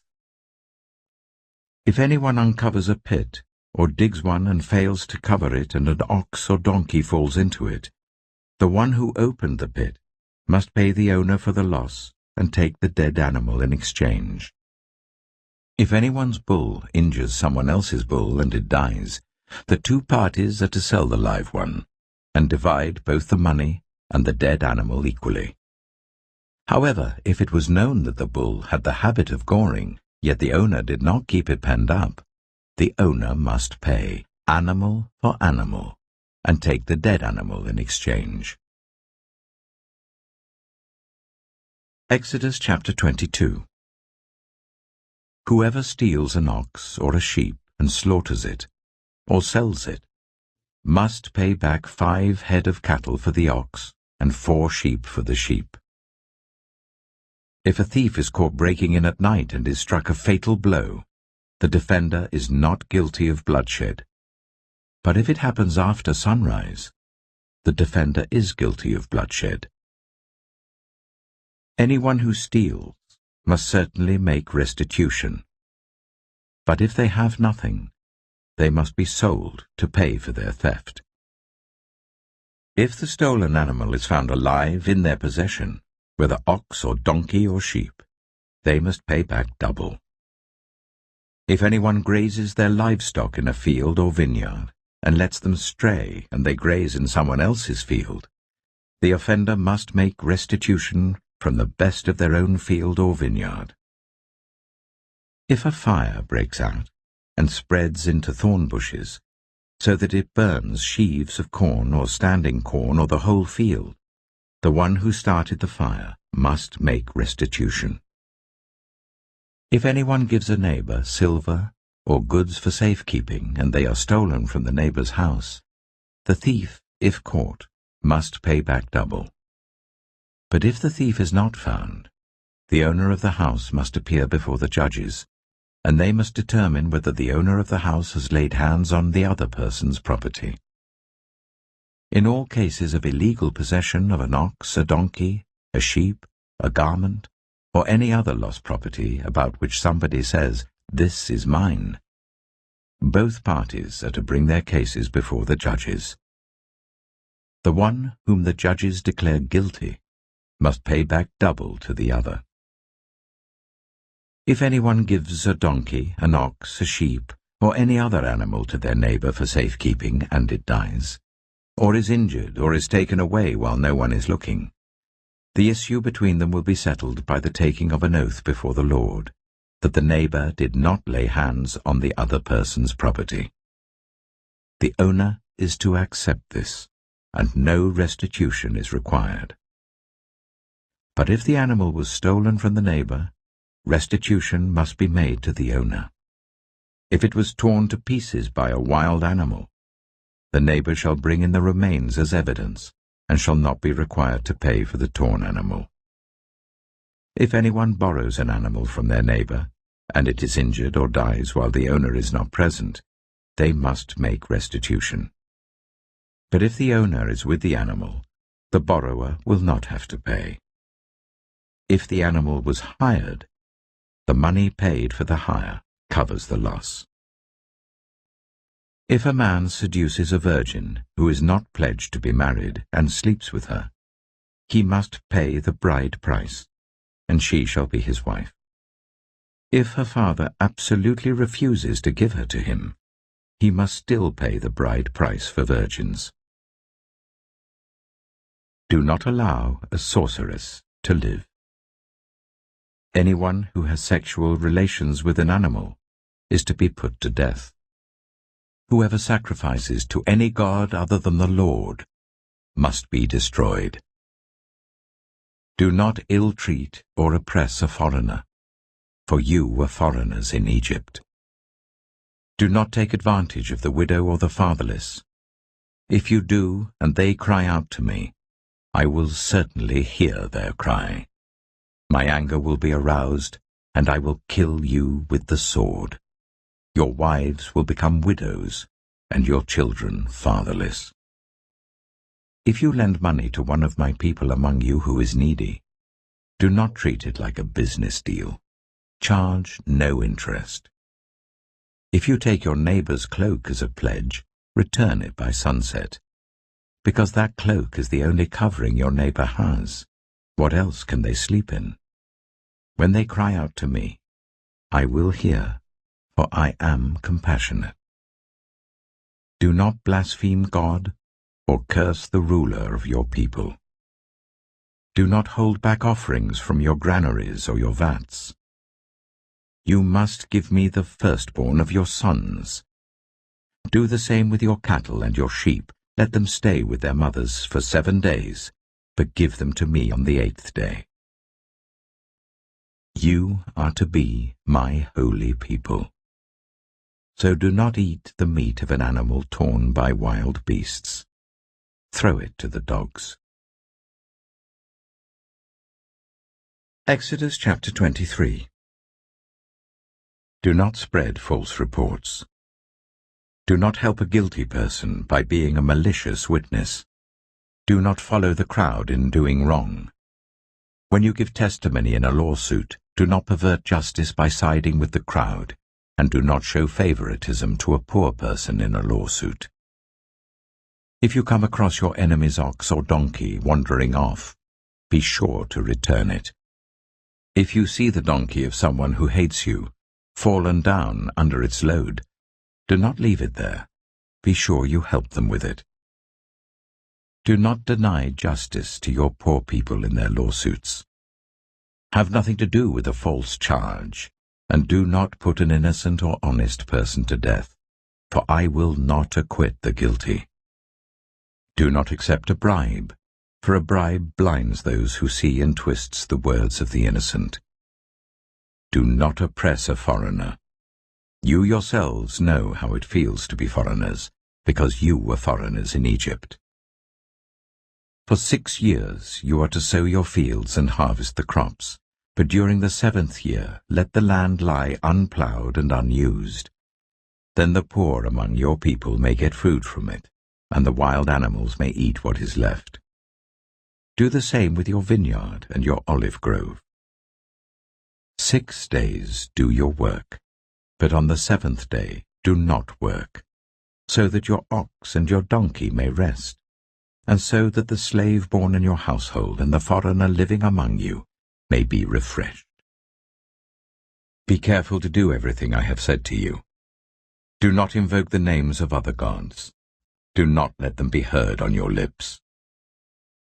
3 times a year you are to celebrate a festival to me. Celebrate the festival of unleavened bread. For 7 days eat bread made without yeast as I commanded you. Do this at the appointed time in the month of Aviv, for in that month you came out of Egypt. No one is to appear before me empty-handed. Celebrate the festival of harvest with the first fruits of the crops you sow in your field. Celebrate the festival of ingathering at the end of the year, when you gather in your crops from the field. 3 times a year all the men are to appear before the sovereign Lord. Do not offer the blood of a sacrifice to me, along with anything containing yeast. The fat of my festival offerings must not be kept until morning. Bring the best of the first fruits of your soil to the house of the Lord your God. Do not cook a young goat in its mother's milk. See, I am sending an angel ahead of you to guard you along the way, and to bring you to the place I have prepared. Pay attention to him and listen to what he says. Do not rebel against him. He will not forgive your rebellion, since my name is in him.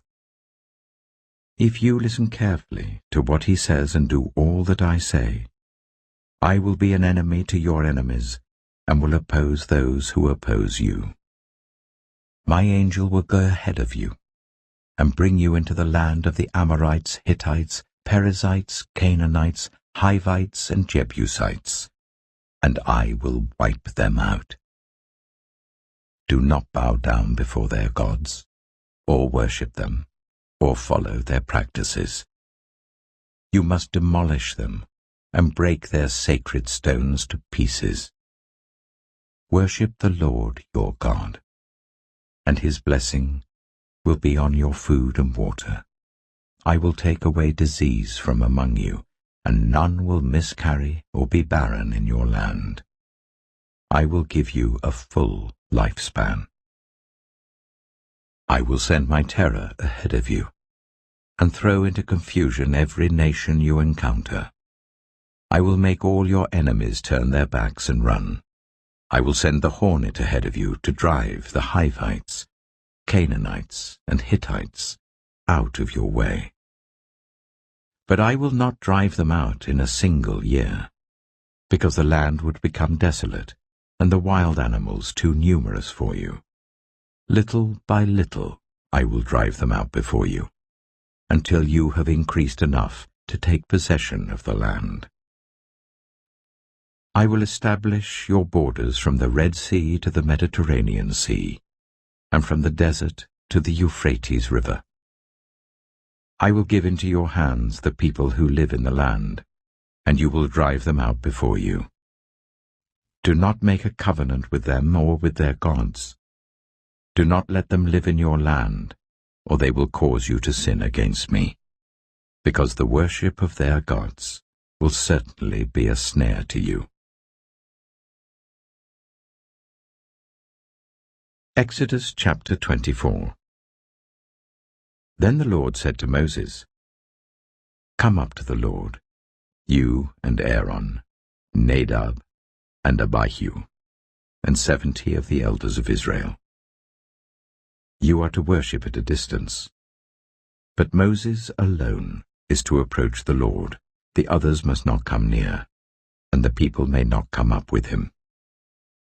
When Moses went and told the people all the Lord's words and laws, they responded with one voice, "Everything the Lord has said we will do." Moses then wrote down everything the Lord had said. He got up early the next morning and built an altar at the foot of the mountain and set up 12 stone pillars representing the 12 tribes of Israel. Then he sent young Israelite men, and they offered burnt offerings and sacrificed young bulls as fellowship offerings to the Lord. Moses took half of the blood and put it in bowls, and the other half he splashed against the altar. Then he took the book of the covenant and read it to the people. They responded, "We will do everything the Lord has said. We will obey."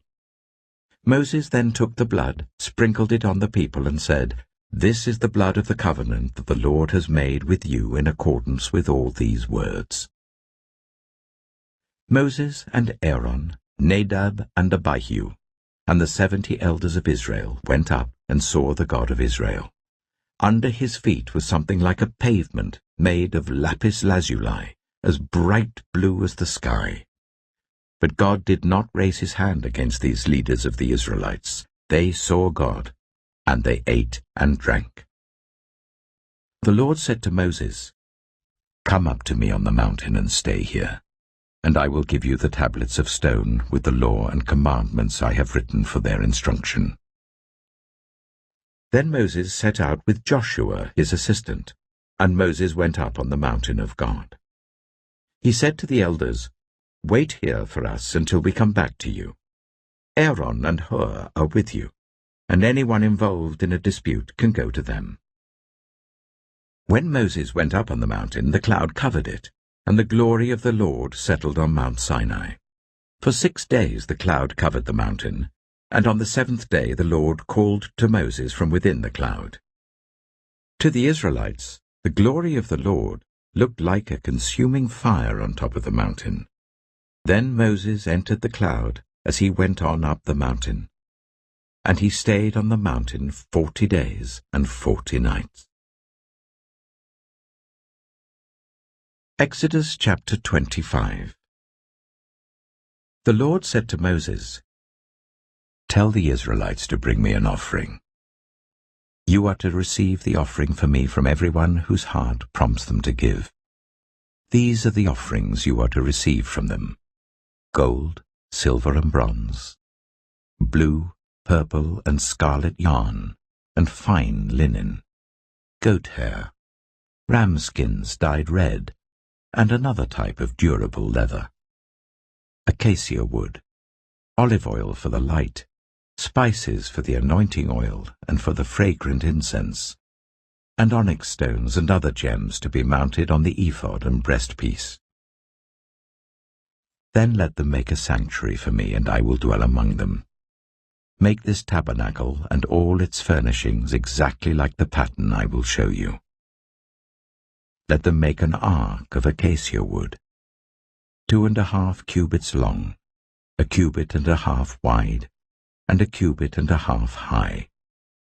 Overlay it with pure gold both inside and out, and make a gold moulding around it. Cast 4 gold rings for it, and fasten them to its 4 feet, with 2 rings on one side and 2 rings on the other. Then make poles of acacia wood and overlay them with gold. Insert the poles into the rings on the sides of the ark to carry it. The poles are to remain in the rings of this ark. They are not to be removed. Then put in the ark the tablets of the covenant law which I will give you. Make an atonement cover of pure gold, 2.5 cubits long and 1.5 cubits wide, and make 2 cherubim out of hammered gold at the ends of the cover. Make 1 cherub on one end and the 2nd cherub on the other. Make the cherubim of one piece with the cover at the 2 ends. The cherubim are to have their wings spread upwards, overshadowing the cover with them. The cherubim are to face each other, looking towards the cover. Place the cover on top of the ark and put in the ark the tablets of the covenant law that I will give you. There, above the cover, between the 2 cherubim, that are over the ark of the covenant law, I will meet with you and give you all my commands for the Israelites. Make a table of acacia wood, 2 cubits long, a cubit wide, and a cubit and a half high. Overlay it with pure gold and make a gold moulding around it. Also make around it a rim, a handbreadth wide, and put a gold moulding on the rim. Make 4 gold rings for the table and fasten them to the 4 corners where the 4 legs are. The rings are to be close to the rim to hold the poles used in carrying the table. Make the poles of acacia wood, overlay them with gold, and carry the table with them. And make its plates and dishes of pure gold, as well as its pitchers and bowls for the pouring out of offerings. Put the bread of the presence on this table, to be before me at all times. Make a lampstand of pure gold. Hammer out its base and shaft, and make its flower-like cups, buds, and blossoms of one piece with them. 6 branches are to extend from the sides of the lampstand, 3 on one side and 3 on the other. 3 cups, shaped like almond flowers with buds and blossoms, are to be on one branch, 3 on the next branch, and the same for all 6 branches extending from the lampstand. And on the lampstand there are to be 4 cups shaped like almond flowers with buds and blossoms. 1 bud shall be under the first pair of branches extending from the lampstand, a 2nd bud under the 2nd pair, and a 3rd bud under the 3rd pair. 6 branches in all. The buds and branches shall all be of one piece with the lampstand hammered out of pure gold. Then make it 7 lamps, and set them up on it so that they light the space in front of it. Its wick trimmers and trays are to be of pure gold. A talent of pure gold is to be used for the lampstand and all these accessories. See that you make them according to the pattern shown you on the mountain. Exodus chapter 26. Make the tabernacle with 10 curtains of finely twisted linen and blue, purple, and scarlet yarn, with cherubim woven into them by a skilled worker. All the curtains are to be the same size, 28 cubits long and 4 cubits wide. Join 5 of the curtains together, and do the same with the other 5. Make loops of blue material along the edge of the end curtain in one set, and do the same with the end curtain in the other set. Make 50 loops on one curtain and 50 loops on the end curtain of the other set, with the loops opposite each other. Then make 50 gold clasps, and use them to fasten the curtains together, so that the tabernacle is a unit. Make curtains of goat hair for the tent over the tabernacle, 11 altogether. All 11 curtains are to be the same size, 30 cubits long and 4 cubits wide. Join 5 of the curtains together into one set, and the other 6 into another set. Fold the 6th curtain double at the front of the tent. Make 50 loops along the edge of the end curtain in one set, and also along the edge of the end curtain in the other set. Then make 50 bronze clasps, and put them in the loops to fasten the tent together as a unit. As for the additional length of the tent curtains, the half curtain that is left over is to hang down at the rear of the tabernacle. The tent curtains will be a cubit longer on both sides. What is left will hang over the sides of the tabernacle so as to cover it. Make for the tent a covering of ram skins dyed red, and over that a covering of other durable leather. Make upright frames of acacia wood for the tabernacle. Each frame is to be 10 cubits long and a cubit and a half wide, with 2 projections set parallel to each other. Make all the frames of the tabernacle in this way. Make 20 frames for the south side of the tabernacle, and make 40 silver bases to go under them, 2 bases for each frame, 1 under each projection. For the other side, the north side of the tabernacle, make 20 frames and 40 silver bases, 2 under each frame. Make 6 frames for the far end, that is the west end of the tabernacle, and make 2 frames for the corners at the far end. At these 2 corners, they must be double from the bottom all the way to the top and fitted into a single ring. Both shall be like that. So there will be 8 frames and 16 silver bases, 2 under each frame. Also, make crossbars of acacia wood, 5 for the frames on one side of the tabernacle, 5 for those on the other side, and 5 for the frames on the west at the far end of the tabernacle. The center crossbar is to extend from end to end at the middle of the frames. Overlay the frames with gold and make gold rings to hold the crossbars. Also, overlay the crossbars with gold. Set up the tabernacle according to the plan shown you on the mountain.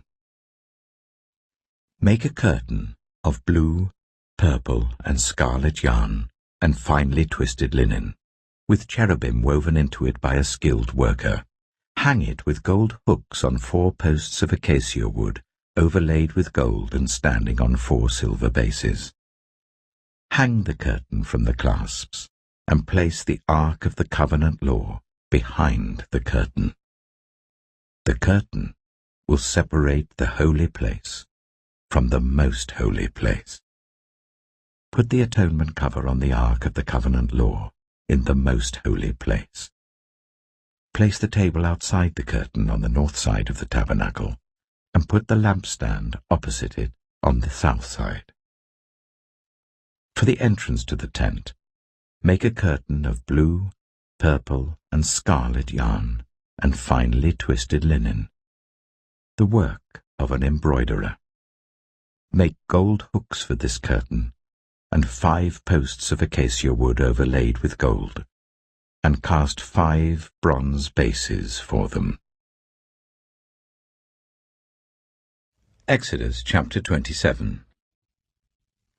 Build an altar of acacia wood, 3 cubits high.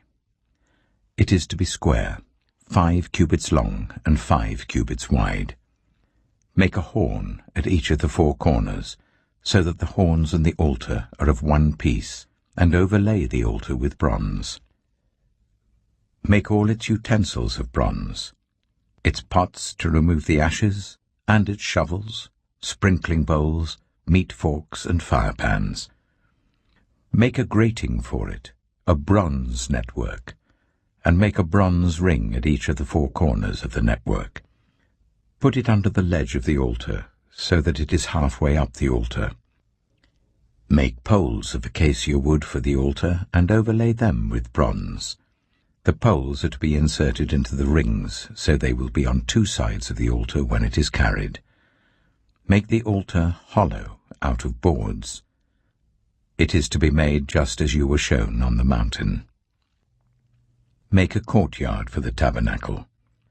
The south side shall be 100 cubits long, and is to have curtains of finely twisted linen, with 20 posts and 20 bronze bases, with silver hooks and bands on the posts. The north side shall also be 100 cubits long, and is to have curtains with 20 posts and 20 bronze bases, and with silver hooks and bands on the posts. The west end of the courtyard shall be 50 cubits wide, and have curtains with 10 posts and 10 bases. On the east end, towards the sunrise, the courtyard shall also be 50 cubits wide. Curtains 15 cubits long are to be on one side of the entrance with 3 posts and 3 bases, and curtains 15 cubits long are to be on the other side, with 3 posts and 3 bases. For the entrance to the courtyard, provide a curtain 20 cubits long of blue, purple, and scarlet yarn, and finely twisted linen, the work of an embroiderer, with 4 posts and 4 bases. All the posts around the courtyard are to have silver bands and hooks and bronze bases. The courtyard shall be 100 cubits long and 50 cubits wide. with curtains of finely twisted linen 5 cubits high, and with bronze bases. All the other articles used in the service of the tabernacle, whatever their function, including all the tent pegs for it and those for the courtyard, are to be of bronze. Command the Israelites to bring you clear oil of pressed olives for the light, so that the lamps may be kept burning. In the tent of meeting, outside the curtain that shields the ark of the covenant law, Aaron and his sons are to keep the lamps burning before the Lord from evening till morning. This is to be a lasting ordinance among the Israelites for the generations to come. Exodus chapter 28. Let Aaron your brother be brought to you from among the Israelites, with his sons Nadab and Abihu, Eleazar and Ithamar, so that they may serve me as priests. Make sacred garments for your brother Aaron to give him dignity and honor. Tell all the skilled workers to whom I have given wisdom in such matters that they are to make garments for Aaron, for his consecration, so that he may serve me as priest. These are the garments they are to make: a breastpiece, an ephod, a robe, a woven tunic, a turban, and a sash. They are to make these sacred garments for your brother Aaron and his sons, so that they may serve me as priests. Make them use gold, and blue, purple, and scarlet yarn, and fine linen. Make the ephod of gold, and of blue, purple, and scarlet yarn, and of finely twisted linen, the work of skilled hands. It is to have 2 shoulder pieces attached to 2 of its corners, so that it can be fastened. Its skillfully woven waistband is to be like it, of 1 piece with the ephod, and made with gold, and with blue, purple, and scarlet yarn, and with finely twisted linen. Take 2 onyx stones, and engrave on them the names of the sons of Israel, in the order of their birth, 6 names on 1 stone, and the remaining 6 on the other. Engrave the names of the sons of Israel on the 2 stones, the way a gem cutter engraves a seal. Then mount the stones in gold filigree settings, and fasten them on the shoulder pieces of the ephod as memorial stones for the sons of Israel. Aaron is to bear the names on his shoulders as a memorial before the Lord. Make gold filigree settings, and 2 braided chains of pure gold like a rope, and attach the chains to the settings. Fashion a breastpiece for making decisions, the work of skilled hands. Make it like the ephod, of gold and of blue, purple, and scarlet yarn, and of finely twisted linen. It is to be square, a span long and a span wide, and folded double. Then mount 4 rows of precious stones on it. The first row shall be carnelian, chrysolite, and beryl. The second row shall be turquoise, lapis lazuli, and emerald. The third row shall be jacinth, agate, and amethyst. The fourth row shall be topaz, onyx, and jasper. Mount them in gold filigree settings. There are to be 12 stones, 1 for each of the names of the sons of Israel, each engraved like a seal with the name of 1 of the 12 tribes. For the breastpiece, make braided chains of pure gold like a rope. Make 2 gold rings for it and fasten them to 2 corners of the breastpiece. Fasten the 2 gold chains to the rings at the corners of the breastpiece, and the other ends of the chains to the 2 settings, attaching them to the shoulder pieces of the ephod at the front. Make 2 gold rings, and attach them to the other 2 corners of the breastpiece, on the inside edge, next to the ephod. Make 2 more gold rings, and attach them to the bottom of the shoulder pieces on the front of the ephod, close to the seam just above the waistband of the ephod. The rings of the breastpiece are to be tied to the rings of the ephod with blue cord, connecting it to the waistband, so that the breastpiece will not swing out from the ephod. Whenever Aaron enters the holy place, he will bear the names of the sons of Israel over his heart on the breastpiece of decision, as a continuing memorial before the Lord. Also put the Urim and the Thummim in the breastpiece, so they may be over Aaron's heart whenever he enters the presence of the Lord.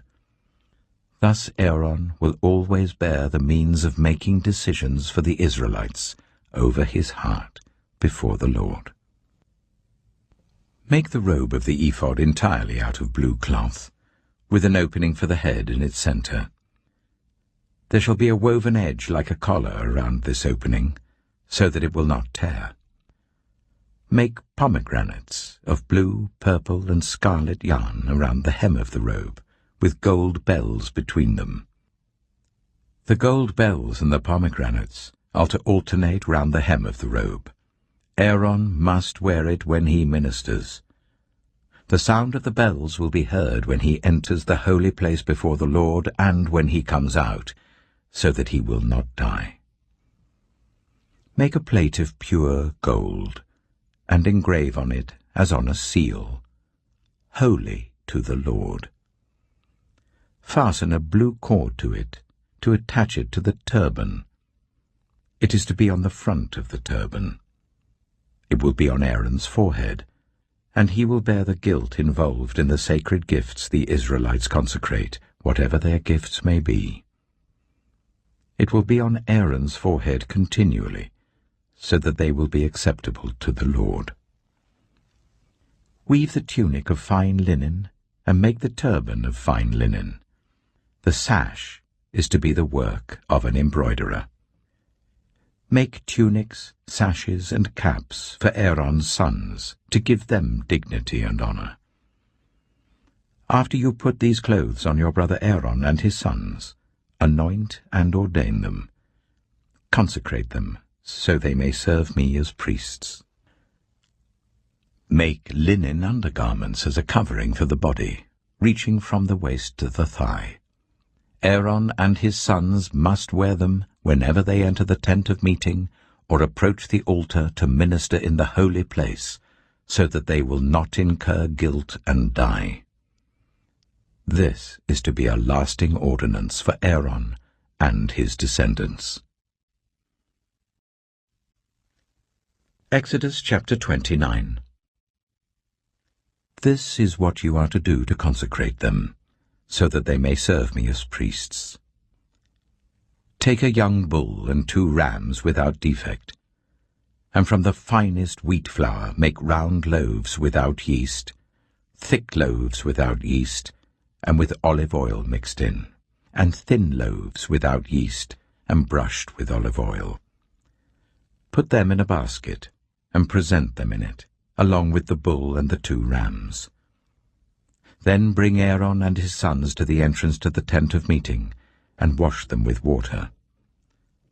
Take the garments and dress Aaron with the tunic, the robe of the ephod itself, and the breastpiece. Fasten the ephod on him by its skillfully woven waistband. Put the turban on his head and attach the sacred emblem to the turban. Take the anointing oil and anoint him by pouring it on his head. Bring his sons and dress them in tunics and fasten caps on them. Then tie sashes on Aaron and his sons. The priesthood is theirs by a lasting ordinance. Then you shall ordain Aaron and his sons. Bring the bull to the front of the tent of meeting, and Aaron and his sons shall lay their hands on its head. Slaughter it in the Lord's presence at the entrance to the tent of meeting. Take some of the bull's blood and put it on the horns of the altar with your finger, and pour out the rest of it at the base of the altar. Then take all the fat of the internal organs, the covering of the liver and both kidneys with the fat on them, and burn them on the altar. But burn the bull's flesh and its hide and its intestines outside the camp. It is a sin offering. Take one of the rams, and Aaron and his sons shall lay their hands on its head. Slaughter it, and take the blood and splash it against the sides of the altar. Cut the ram into pieces, and wash the internal organs and the legs, putting them with the head and the other pieces. Then burn the entire ram on the altar. It is a burnt offering to the Lord, a pleasing aroma, a food offering presented to the Lord. Take the other ram, and Aaron and his sons shall lay their hands on its head. Slaughter it, take some of its blood, and put it on the lobes of the right ears of Aaron and his sons, on the thumbs of their right hands, and on the big toes of their right feet. Then splash blood against the sides of the altar. And take some of the blood on the altar and some of the anointing oil, and sprinkle it on Aaron and his garments, and on his sons and their garments. Then he and his sons and their garments will be consecrated. Take from this ram the fat tail, the fat on the internal organs, the covering of the liver, both kidneys with the fat on them, and the right thigh. This is the ram for the ordination. From the basket of bread made without yeast, which is before the Lord, take 1 round loaf, 1 thick loaf with olive oil mixed in, and 1 thin loaf. Put all these in the hands of Aaron and his sons, and wave them before the Lord, as a wave offering. Then take them from their hands, and burn them on the altar along with the burnt offering, for a pleasing aroma to the Lord, a food offering presented to the Lord. After you take the breast of the ram for Aaron's ordination, wave it before the Lord as a wave offering, and it will be your share. Consecrate those parts of the ordination ram that belong to Aaron and his sons, the breast that was waved and the thigh that was presented. This is always to be the regular share from the Israelites for Aaron and his sons. It is the contribution the Israelites are to make to the Lord from their fellowship offerings. Aaron's sacred garments will belong to his descendants, so that they can be anointed and ordained in them. The son who succeeds him as priest and comes to the tent of meeting to minister in the holy place is to wear them 7 days. Take the ram for the ordination and cook the meat in a sacred place. At the entrance to the tent of meeting, Aaron and his sons are to eat the meat of the ram and the bread that is in the basket. They are to eat these offerings by which atonement was made for their ordination and consecration. But no one else may eat them, because they are sacred. And if any of the meat of the ordination ram or any bread is left over till morning, burn it up. It must not be eaten, because it is sacred. Do for Aaron and his sons everything I have commanded you, taking 7 days to ordain them. Sacrifice a bull each day as a sin offering to make atonement. Purify the altar by making atonement for it and anoint it to consecrate it. For 7 days make atonement for the altar and consecrate it. Then the altar will be most holy, and whatever touches it will be holy. This is what you are to offer on the altar regularly, each day. 2 lambs, a year old. Offer one in the morning and the other at twilight. With the first lamb, offer 1/10 of an ephah of the finest flour, mixed with 1/4 of a hin of oil from pressed olives, and 1/4 of a hin of wine as a drink offering. Sacrifice the other lamb at twilight with the same grain offering and its drink offering as in the morning, a pleasing aroma, a food offering presented to the Lord. For the generations to come, this burnt offering is to be made regularly at the entrance to the tent of meeting before the Lord. There I will meet you and speak to you. There also I will meet with the Israelites, and the place will be consecrated by my glory.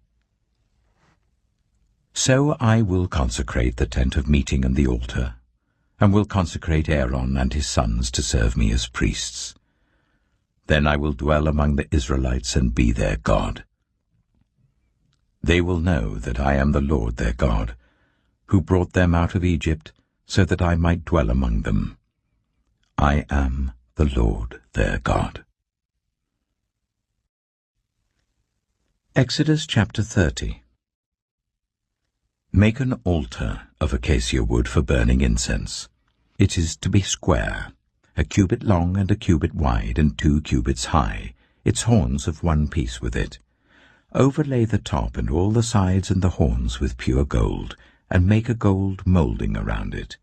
Make 2 gold rings for the altar below the moulding, 2 on each of the opposite sides to hold the poles used to carry it. Make the poles of acacia wood and overlay them with gold.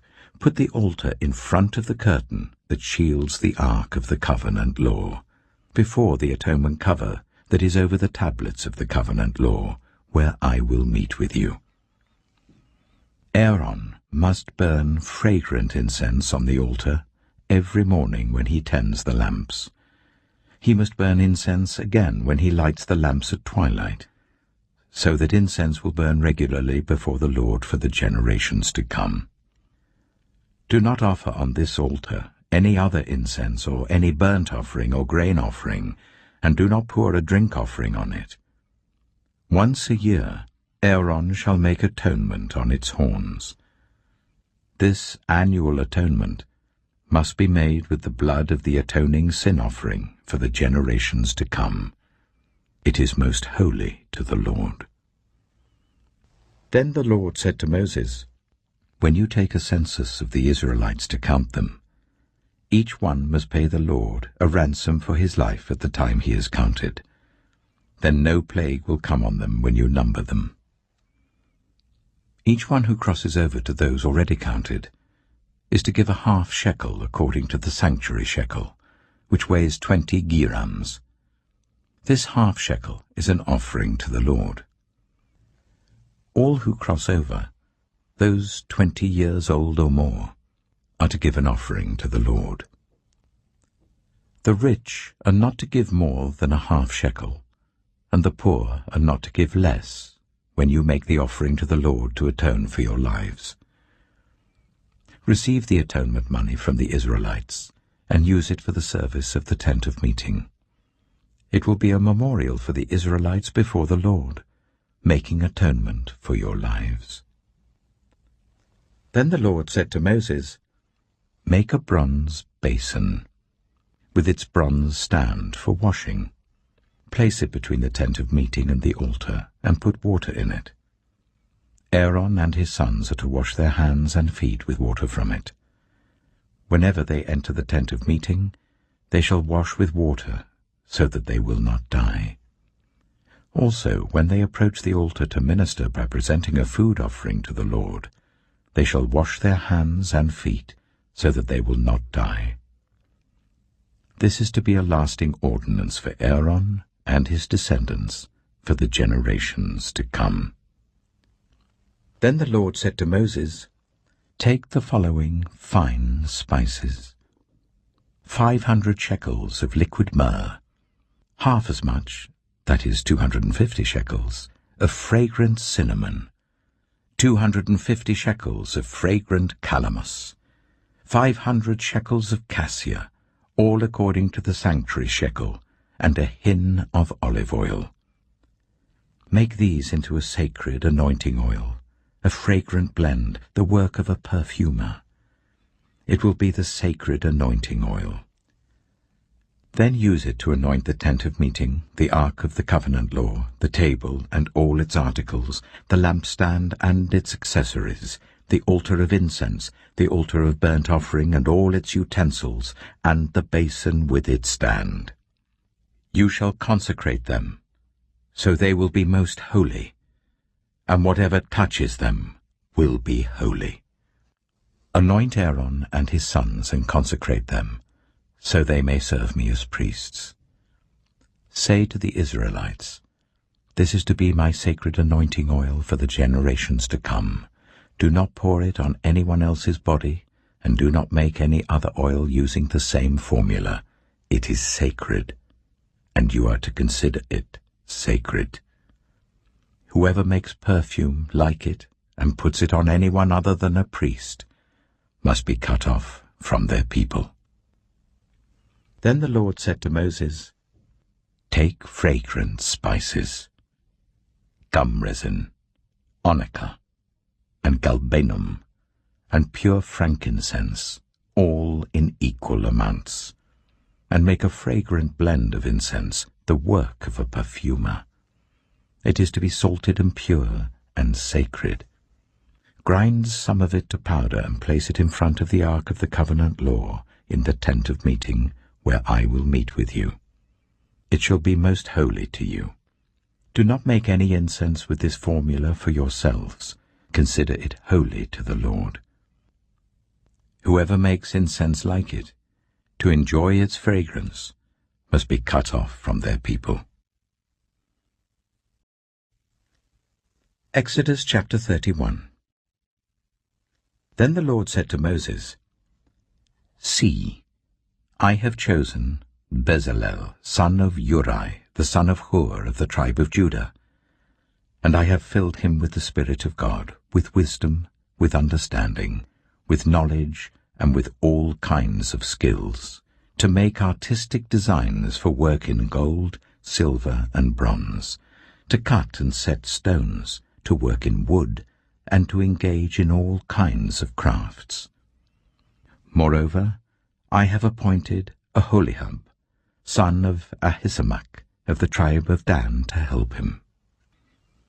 Also, I have given ability to all the skilled workers to make everything I have commanded you: the tent of meeting, the ark of the covenant law with the atonement cover on it, and all the other furnishings of the tent, the table and its articles, the pure gold lampstand and all its accessories, the altar of incense, the altar of burnt offering and all its utensils, the basin with its stand, and also the woven garments, both the sacred garments for Aaron the priest and the garments for his sons when they serve as priests, and the anointing oil and fragrant incense for the holy place.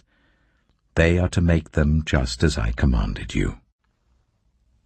Then the Lord said to Moses, Say to the Israelites, You must observe my Sabbaths. This will be a sign between me and you for the generations to come, so that you may know that I am the Lord, who makes you holy. Observe the Sabbath, because it is holy to you. Anyone who desecrates it is to be put to death. Those who do any work on that day must be cut off from their people. For 6 days work is to be done, but the 7th day is a day of Sabbath rest, holy to the Lord. Whoever does any work on the Sabbath day is to be put to death. The Israelites are to observe the Sabbath, celebrating it for the generations to come as a lasting covenant. It will be a sign between me and the Israelites forever. For in 6 days the Lord made the heavens and the earth, and on the 7th day he rested and was refreshed. When the Lord finished speaking to Moses on Mount Sinai, he gave him the 2 tablets of the covenant law, the tablets of stone inscribed by the finger of God. Exodus chapter 32. When the people saw that Moses was so long in coming down from the mountain, they gathered round Aaron and said, Come, make us gods who will go before us. As for this fellow Moses who brought us up out of Egypt, we don't know what has happened to him. Aaron answered them, Take off the gold earrings that your wives, your sons, and your daughters are wearing, and bring them to me. So all the people took off their earrings and brought them to Aaron. He took what they handed him and made it into an idol cast in the shape of a calf, fashioning it with a tool. Then they said, These are your gods, Israel, who brought you up out of Egypt. When Aaron saw this, he built an altar in front of the calf and announced, Tomorrow there will be a festival to the Lord. So the next day the people rose early and sacrificed burnt offerings and presented fellowship offerings. Afterwards they sat down to eat and drink and got up to indulge in revelry. Then the Lord said to Moses, "Go down, because your people, whom you brought up out of Egypt, have become corrupt. They have been quick to turn away from what I commanded them, and have made themselves an idol cast in the shape of a calf. They have bowed down to it and sacrificed to it, and have said, 'These are your gods, Israel, who brought you up out of Egypt.'" When Aaron saw this, he built an altar in front of the calf and announced, "Tomorrow there will be a festival to the Lord." So the next day the people rose early and sacrificed burnt offerings and presented fellowship offerings. Afterwards they sat down to eat and drink and got up to indulge in revelry. Then the Lord said to Moses, "Go down, because your people, whom you brought up out of Egypt, have become corrupt. They have been quick to turn away from what I commanded them, and have made themselves an idol cast in the shape of a calf. They have bowed down to it and sacrificed to it, and have said, 'These are your gods, Israel, who brought you up out of Egypt.' I have seen these people," the Lord said to Moses, "and they are a stiff-necked people. Now leave me alone, so that my anger may burn against them, and that I may destroy them. Then I will make you into a great nation." But Moses sought the favor of the Lord his God. "Lord," he said, "why should your anger burn against your people, whom you brought out of Egypt with great power and a mighty hand? Why should the Egyptians say, 'It was with evil intent that he brought them out, to kill them in the mountains and to wipe them off the face of the earth'? Turn from your fierce anger. Relent and do not bring disaster on your people. Remember your servants, Abraham, Isaac, and Israel, to whom you swore by your own self, 'I will make your descendants as numerous as the stars in the sky, and I will give your descendants all this land I promised them, and it will be their inheritance forever.'" Then the Lord relented, and did not bring on his people the disaster he had threatened. Moses turned and went down the mountain with the 2 tablets of the covenant law in his hands. They were inscribed on both sides, front and back. The tablets were the work of God. The writing was the writing of God, engraved on the tablets. When Joshua heard the noise of the people shouting, he said to Moses, "There is the sound of war in the camp." Moses replied, "It is not the sound of victory. It is not the sound of defeat.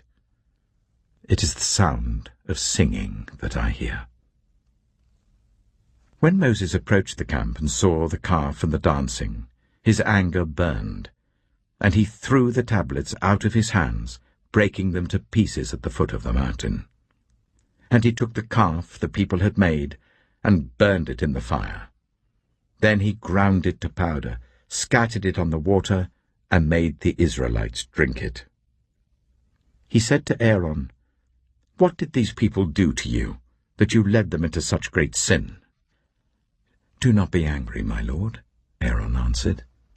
"You know how prone these people are to evil. They said to me, 'Make us gods who will go before us.' As for this fellow Moses who brought us up out of Egypt, we don't know what's happened to him." So I told them, 'Whoever has any gold jewelry, take it off.' Then they gave me the gold, and I threw it into the fire, and out came this calf." Moses saw that the people were running wild, and that Aaron had let them get out of control, and so become a laughing-stock to their enemies. So he stood at the entrance to the camp and said, "Whoever is for the Lord, come to me." And all the Levites rallied to him. Then he said to them, "This is what the Lord, the God of Israel, says. Each man strap a sword to his side.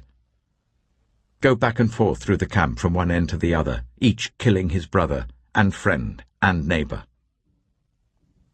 The Levites did as Moses commanded, and that day about 3,000 of the people died. Then Moses said, You have been set apart to the Lord today, for you were against your own sons and brothers, and he has blessed you this day." The next day Moses said to the people, "You have committed a great sin, but now I will go up to the Lord. Perhaps I can make atonement for your sin." So Moses went back to the Lord and said, "Oh, what a great sin these people have committed. They have made themselves gods of gold. But now, please, forgive their sin. But if not, then blot me out of the book you have written." The Lord replied to Moses, "Whoever has sinned against me, I will blot out of my book. Now go, lead the people to the place I spoke of, and my angel will go before you. However, when the time comes for me to punish, I will punish them for their sin." And the Lord struck the people with a plague because of what they did with the calf Aaron had made. Exodus chapter 33. Then the Lord said to Moses, "Leave this place, you and the people you brought up out of Egypt, and go up to the land I promised on oath to Abraham, Isaac, and Jacob, saying, I will give it to your descendants. I will send an angel before you and drive out the Canaanites, Amorites, Hittites, Perizzites, Hivites, and Jebusites. Go up to the land flowing with milk and honey. But I will not go with you, because you are a stiff-necked people, and I might destroy you on the way." When the people heard these distressing words, they began to mourn, and no one put on any ornaments. For the Lord had said to Moses, "Tell the Israelites, you are a stiff-necked people. If I were to go with you even for a moment, I might destroy you. Now take off your ornaments, and I will decide what to do with you."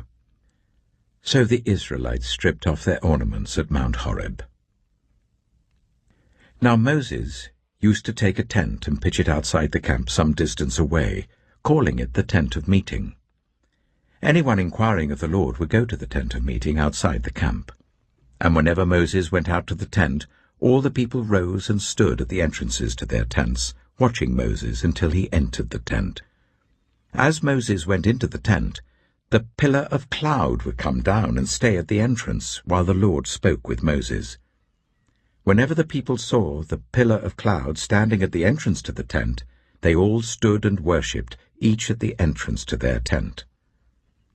The Lord would speak to Moses face to face, as one speaks to a friend.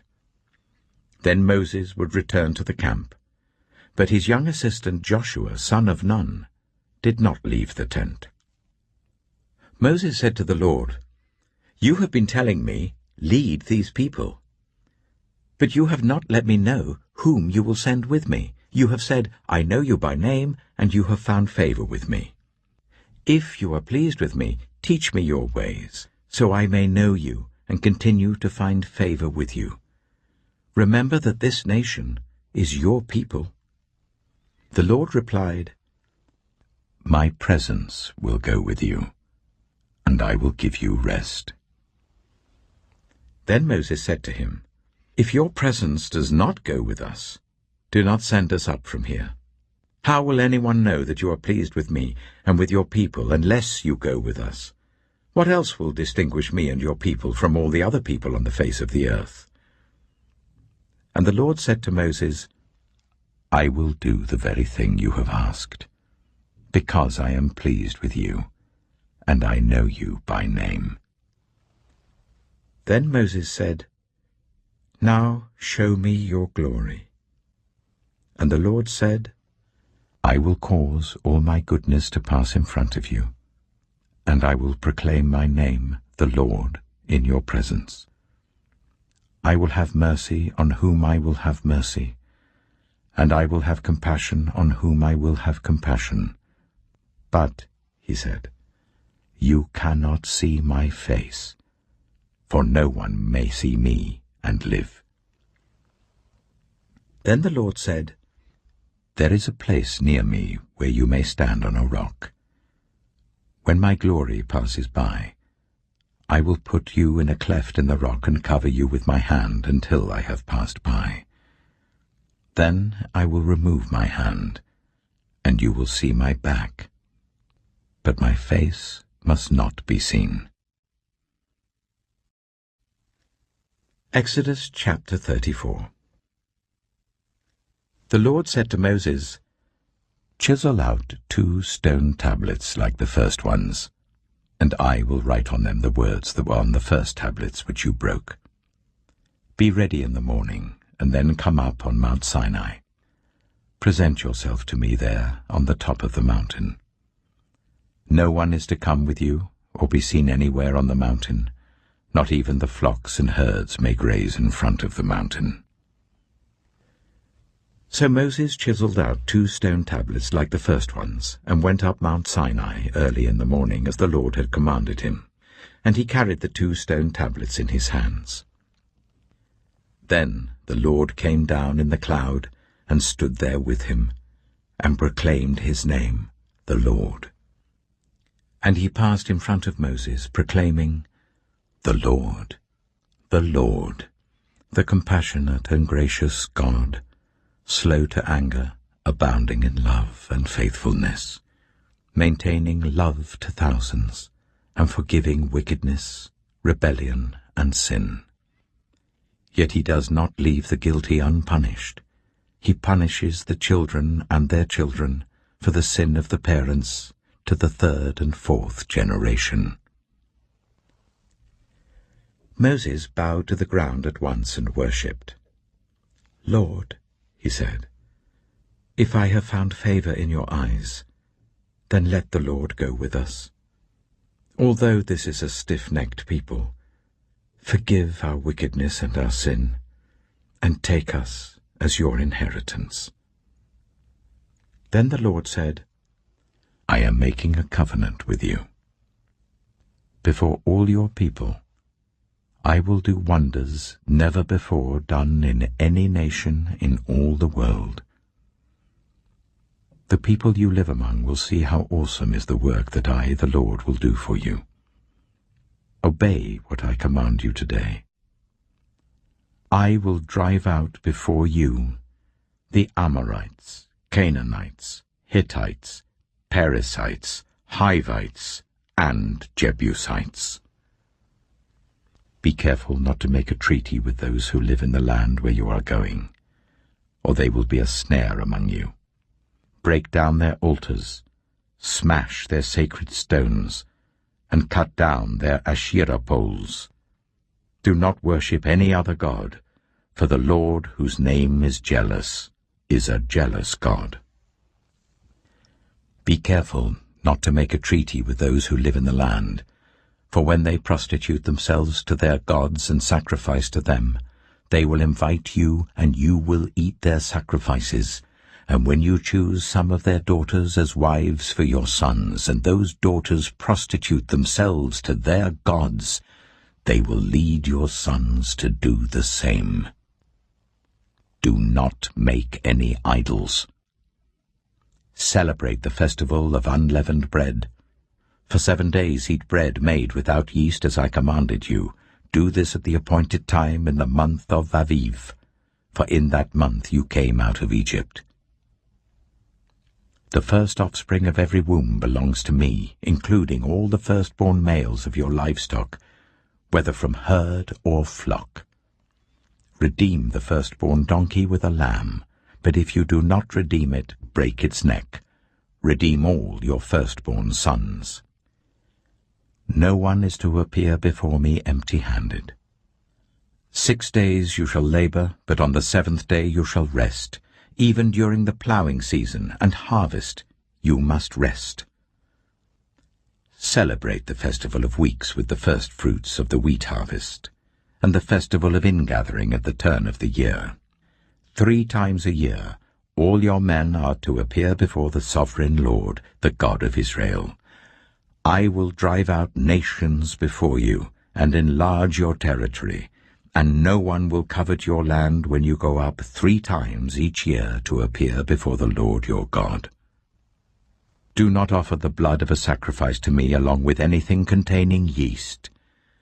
And do not let any of the sacrifice from the Passover festival remain until morning. Bring the best of the first fruits of your soil to the house of the Lord your God. Do not cook a young goat in its mother's milk. Then the Lord said to Moses, Write down these words, for in accordance with these words I have made a covenant with you and with Israel. Moses was there with the Lord 40 days and 40 nights, without eating bread or drinking water, and he wrote on the tablets the words of the covenant, the 10 Commandments. When Moses came down from Mount Sinai, with the 2 tablets of the covenant law in his hands, he was not aware that his face was radiant because he had spoken with the Lord. When Aaron and all the Israelites saw Moses, his face was radiant, and they were afraid to come near him. But Moses called to them. So Aaron and all the leaders of the community came back to him, and he spoke to them. Afterwards all the Israelites came near him, and he gave them all the commands the Lord had given him on Mount Sinai. When Moses finished speaking to them, he put a veil over his face. But whenever he entered the Lord's presence to speak with him, he removed the veil until he came out. And when he came out and told the Israelites what he had been commanded, they saw that his face was radiant. Then Moses would put the veil back over his face until he went in to speak with the Lord. Exodus chapter 35. Moses assembled the whole Israelite community and said to them, These are the things the Lord has commanded you to do. For 6 days work is to be done, but the 7th day shall be your holy day, a day of Sabbath rest to the Lord. Whoever does any work on it is to be put to death. Do not light a fire in any of your dwellings on the Sabbath day. Moses said to the whole Israelite community, This is what the Lord has commanded. From what you have, take an offering for the Lord. Everyone who is willing is to bring to the Lord an offering of gold, silver, and bronze, blue, purple, and scarlet yarn and fine linen, goat hair, ram skins dyed red, and another type of durable leather, acacia wood, olive oil for the light, spices for the anointing oil and for the fragrant incense, and onyx stones and other gems to be mounted on the ephod and breastpiece. All who are skilled among you are to come and make everything the Lord has commanded: the tabernacle with its tent and its covering, clasps, frames, crossbars, posts, and bases; the ark with its poles and the atonement cover and the curtain that shields it; the table with its poles and all its articles and the bread of the presence; the lampstand that is for light with its accessories, lamps and oil for the light; the altar of incense with its poles, the anointing oil and the fragrant incense; the curtain for the doorway at the entrance to the tabernacle; the altar of burnt offering with its bronze grating, its poles and all its utensils; the bronze basin with its stand; the curtains of the courtyard with its posts and bases, and the curtain for the entrance to the courtyard; the tent pegs for the tabernacle and for the courtyard, and their ropes; the woven garments worn for ministering in the sanctuary, both the sacred garments for Aaron the priest and the garments for his sons when they serve as priests. Then the whole Israelite community withdrew from Moses' presence, and everyone who was willing and whose heart moved them came and brought an offering to the Lord for the work on the tent of meeting, for all its service, and for the sacred garments. All who were willing, men and women alike, came and brought gold jewelry of all kinds, brooches, earrings, rings, and ornaments. They all presented their gold as a wave offering to the Lord. Everyone who had blue, purple, or scarlet yarn, or fine linen, or goat hair, ram skins dyed red, or other durable leather brought them. Those presenting an offering of silver or bronze brought it as an offering to the Lord, and everyone who had acacia wood for any part of the work brought it. Every skilled woman spun with her hands and brought what she had spun, blue, purple, or scarlet yarn, or fine linen. And all the women who were willing and had the skill spun the goat hair. The leaders brought onyx stones and other gems to be mounted on the ephod and breastpiece. They also brought spices and olive oil for the light, and for the anointing oil, and for the fragrant incense. All the Israelite men and women who were willing brought to the Lord free will offerings for all the work the Lord, through Moses, had commanded them to do. Then Moses said to the Israelites, "See, the Lord has chosen Bezalel, son of Uri, the son of Hur, of the tribe of Judah, and he has filled him with the Spirit of God, with wisdom, with understanding, with knowledge, and with all kinds of skills, to make artistic designs for work in gold, silver, and bronze, to cut and set stones, to work in wood, and to engage in all kinds of artistic crafts. And he has given both him and Aholiab, son of Ahisamach, of the tribe of Dan, the ability to teach others.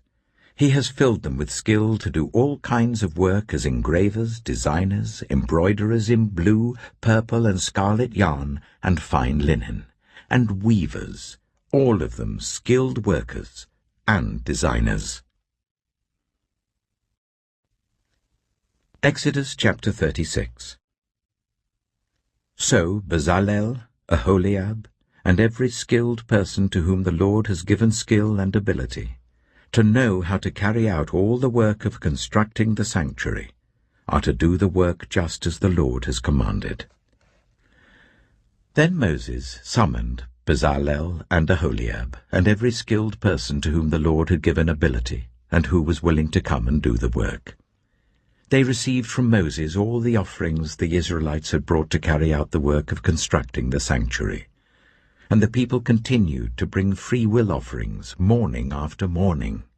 So all the skilled workers who were doing all the work on the sanctuary left what they were doing and said to Moses, "The people are bringing more than enough for doing the work the Lord commanded to be done." Then Moses gave an order, and they sent this word throughout the camp: "No man or woman is to make anything else as an offering for the sanctuary." And so the people were restrained from bringing more, because what they already had was more than enough to do all the work. All those who were skilled among the workers made the tabernacle with 10 curtains of finely twisted linen and blue, purple, and scarlet yarn, with cherubim woven into them by expert hands.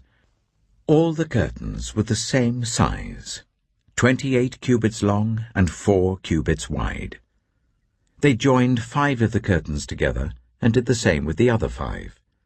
Then they made loops of blue material along the edge of the end curtain in one set, and the same was done with the end curtain in the other set. They also made 50 loops on one curtain and 50 loops on the end curtain of the other set, with the loops opposite each other. Then they made 50 gold clasps, and used them to fasten the 2 sets of curtains together, so that the tabernacle was a unit.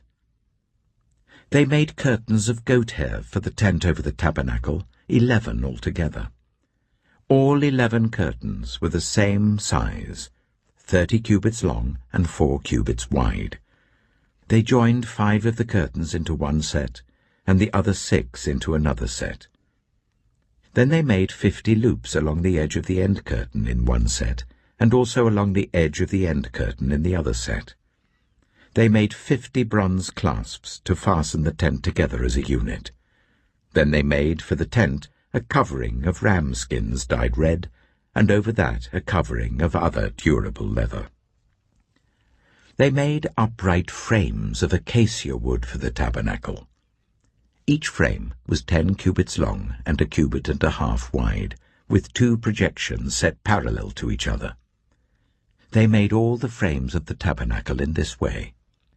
They made 20 frames for the south side of the tabernacle, and made 40 silver bases to go under them, 2 bases for each frame, 1 under each projection. For the other side, the north side of the tabernacle, they made 20 frames and 40 silver bases, 2 under each frame.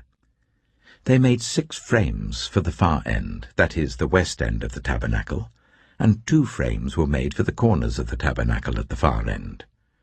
At these 2 corners, the frames were double from the bottom all the way to the top and fitted into a single ring.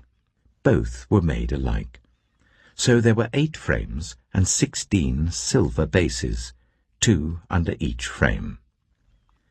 They also made crossbars of acacia wood, 5 for the frames on one side of the tabernacle, 5 for those on the other side, and 5 for the frames on the west, at the far end of the tabernacle. They made the center crossbar, so that it extended from end to end at the middle of the frames. They overlaid the frames with gold and made gold rings to hold the crossbars. They also overlaid the crossbars with gold. They made the curtain of blue, purple, and scarlet yarn and finely twisted linen, with cherubim woven into it by a skilled worker. They made 4 posts of acacia wood for it, and overlaid them with gold. They made gold hooks for them, and cast their 4 silver bases. For the entrance to the tent, they made a curtain of blue, purple, and scarlet yarn and finely twisted linen, the work of an embroiderer. And they made 5 posts with hooks for them. They overlaid the tops of the posts and their bands with gold, and made their 5 bases of bronze. Exodus chapter 37. Bezalel made the ark of acacia wood, 2½ cubits long, 1½ cubits wide, and 1½ cubits high. He overlaid it with pure gold, both inside and out, and made a gold moulding around it. He cast 4 gold rings for it, and fastened them to its 4 feet, with 2 rings on one side and 2 rings on the other. Then he made poles of acacia wood, and overlaid them with gold, and he inserted the poles into the rings on the sides of the ark to carry it. He made the atonement cover of pure gold, 2½ cubits long and 1½ cubits wide. Then he made 2 cherubim out of hammered gold at the ends of the cover. He made 1 cherub on one end and the 2nd cherub on the other. At the 2 ends he made them of one piece with the cover. The cherubim had their wings spread upwards, overshadowing the cover with them. The cherubim faced each other, looking towards the cover. They made the table of acacia wood, 2 cubits long, 1 cubit wide, and 1½ cubits high. Then they overlaid it with pure gold and made a gold moulding around it. They also made around it a rim, a handbreadth wide, and put a gold moulding on the rim. They cast 4 gold rings for the table and fastened them to the 4 corners where the 4 legs were. The rings were put close to the rim to hold the poles used in carrying the table. The poles for carrying the table were made of acacia wood and were overlaid with gold. And they made from pure gold the articles for the table, its plates and dishes and bowls and its pitchers for the pouring out of drink offerings. They made the lampstand of pure gold. They hammered out its base and shaft, and made its flower-like cups, buds and blossoms of one piece with them. 6 branches extended from the sides of the lampstand, 3 on one side and 3 on the other. 3 cups shaped like almond flowers with buds and blossoms were on one branch, 3 on the next branch, and the same for all 6 branches extending from the lampstand. And on the lampstand were 4 cups shaped like almond flowers with buds and blossoms. 1 bud was under the first pair of branches extending from the lampstand, a 2nd bud under the 2nd pair, and a 3rd bud under the 3rd pair, 6 branches in all. The buds and the branches were all of one piece with the lampstand, hammered out of pure gold. They made its 7 lamps, as well as its wick trimmers and trays, of pure gold. They made the lampstand and all its accessories from 1 talent of pure gold. They made the altar of incense out of acacia wood. It was square, a cubit long and a cubit wide and 2 cubits high, its horns of 1 piece with it. They overlaid the top and all the sides and the horns with pure gold and made a gold moulding around it. They made 2 gold rings below the moulding, 2 on each of the opposite sides to hold the poles used to carry it. They made the poles of acacia wood and overlaid them with gold. They also made the sacred anointing oil and the pure fragrant incense, the work of a perfumer. Exodus chapter 38.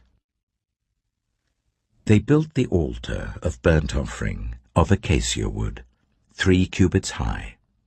It was square, 5 cubits long and 5 cubits wide. They made a horn at each of the 4 corners, so that the horns and the altar were of 1 piece, and they overlaid the altar with bronze.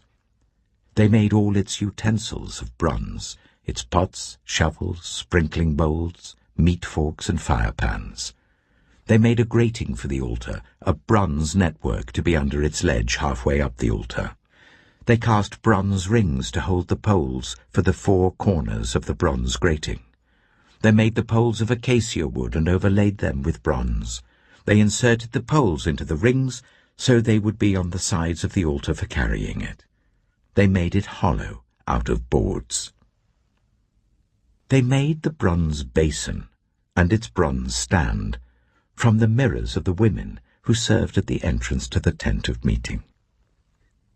Next, they made the courtyard. The south side was 100 cubits long and had curtains of finely twisted linen with 20 posts and 20 bronze bases and with silver hooks and bands on the posts.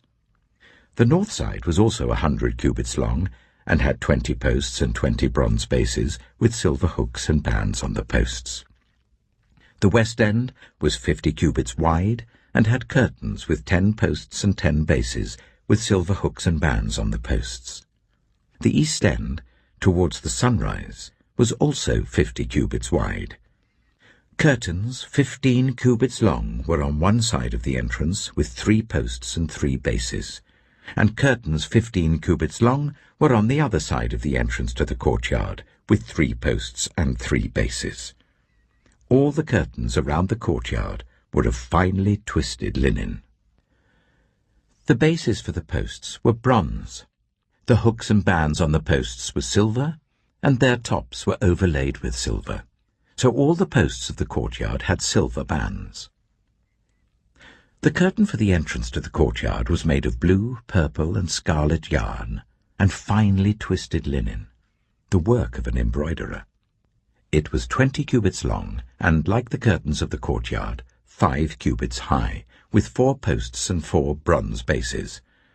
Their hooks and bands were silver, and their tops were overlaid with silver. All the tent pegs of the tabernacle, and of the surrounding courtyard, were bronze. These are the amounts of the material used for the tabernacle of the covenant law, which were recorded at Moses' command by the Levites under the direction of Itamar, son of Aaron the priest. Bezalel, son of Uri, the son of Hur of the tribe of Judah, made everything the Lord commanded Moses.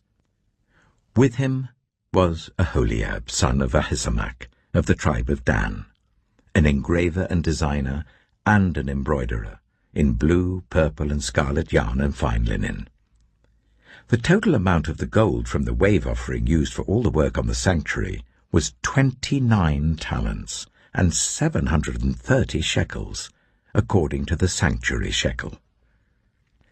The silver obtained from those of the community who were counted in the census was 100 talents and 1,775 shekels, according to the sanctuary shekel. 1 beker per person, that is half a shekel, according to the sanctuary shekel, from everyone who had crossed over to those counted 20 years old or more, a total of 603,550 men. The 100 talents of silver were used to cast the bases for the sanctuary and for the curtain. 100 bases from the 100 talents, 1 talent for each base. They used the 1,775 shekels to make the hooks for the posts, to overlay the tops of the posts, and to make their bands. The bronze from the wave offering was 70 talents and 2,400 shekels. They used it to make the bases for the entrance to the tent of meeting, the bronze altar with its bronze grating and all its utensils, the bases for the surrounding courtyard and those for its entrance, and all the tent pegs for the tabernacle and those for the surrounding courtyard.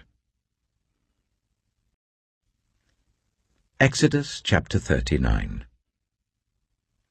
From the blue, purple, and scarlet yarn, they made woven garments for ministering in the sanctuary. They also made sacred garments for Aaron, as the Lord commanded Moses. They made the ephod of gold and of blue, purple, and scarlet yarn, and of finely twisted linen. They hammered out thin sheets of gold, and cut strands to be worked into the blue, purple, and scarlet yarn and fine linen, the work of skilled hands. They made shoulder pieces for the ephod, which were attached to 2 of its corners, so that it could be fastened. Its skillfully woven waistband was like it, of 1 piece with the ephod, and made with gold, and with blue, purple, and scarlet yarn, and with finely twisted linen, as the Lord commanded Moses. They mounted the onyx stones in gold filigree settings, and engraved them like a seal with the names of the sons of Israel. Then they fastened them on the shoulder pieces of the ephod as memorial stones for the sons of Israel, as the Lord commanded Moses. They fashioned the breastpiece, the work of a skilled craftsman. They made it like the ephod, of gold, and of blue, purple, and scarlet yarn, and of finely twisted linen. It was square, a span long and a span wide, and folded double. Then they mounted 4 rows of precious stones on it. The first row was carnelian, chrysolite, and beryl. The second row was turquoise, lapis lazuli, and emerald. The third row was jacinth, agate, and amethyst. The fourth row was topaz, onyx, and jasper. They were mounted in gold filigree settings. There were 12 stones, 1 for each of the names of the sons of Israel, each engraved like a seal with the name of one of the 12 tribes. For the breastpiece, they made braided chains of pure gold, like a rope. They made 2 gold filigree settings and 2 gold rings, and fastened the rings to 2 of the corners of the breastpiece. They fastened the 2 gold chains to the rings at the corners of the breastpiece, and the other ends of the chains to the 2 settings, attaching them to the shoulder pieces of the ephod at the front. They made 2 gold rings, and attached them to the other 2 corners of the breastpiece on the inside edge next to the ephod. Then they made 2 more gold rings, and attached them to the bottom of the shoulder pieces on the front of the ephod, close to the seam just above the waistband of the ephod. They tied the rings of the breastpiece to the rings of the ephod with blue cord, connecting it to the waistband, so that the breastpiece would not swing out from the ephod, as the Lord commanded Moses. They made the robe of the ephod entirely of blue cloth, the work of a weaver, with an opening in the center of the robe like the opening of a collar, and a band around this opening so that it would not tear. They made pomegranates of blue, purple, and scarlet yarn and finely twisted linen round the hem of the robe, and they made bells of pure gold, and attached them around the hem between the pomegranates. The bells and pomegranates alternated round the hem of the robe to be worn for ministering, as the Lord commanded Moses. For Aaron and his sons, they made tunics of fine linen, the work of a weaver, and the turban of fine linen, the linen caps and the undergarments of finely twisted linen.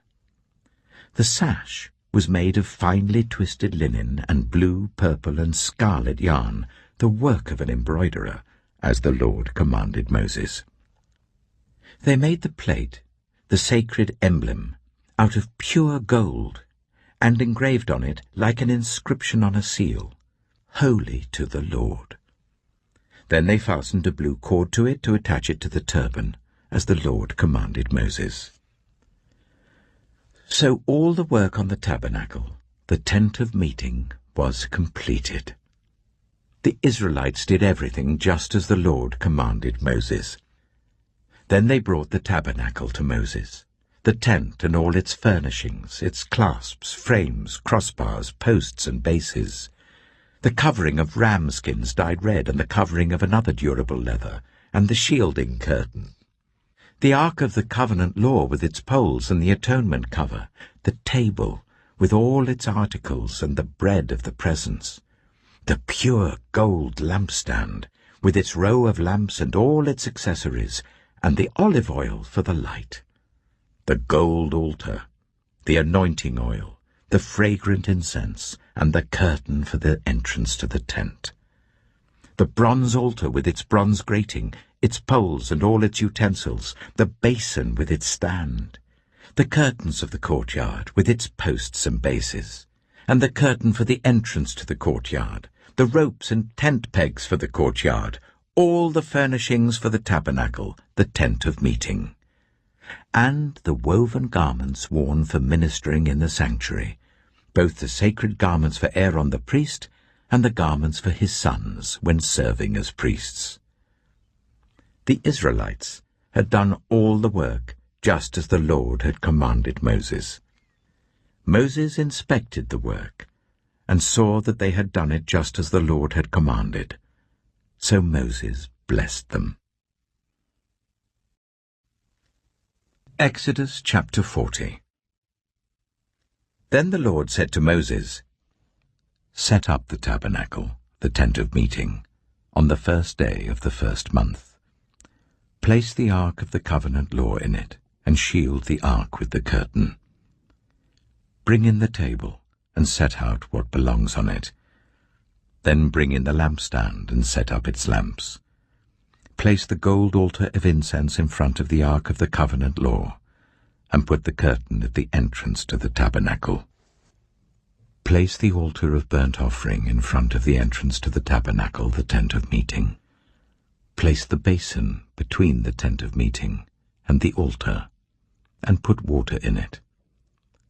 Set up the courtyard around it, and put the curtain at the entrance to the courtyard. Take the anointing oil, and anoint the tabernacle and everything in it.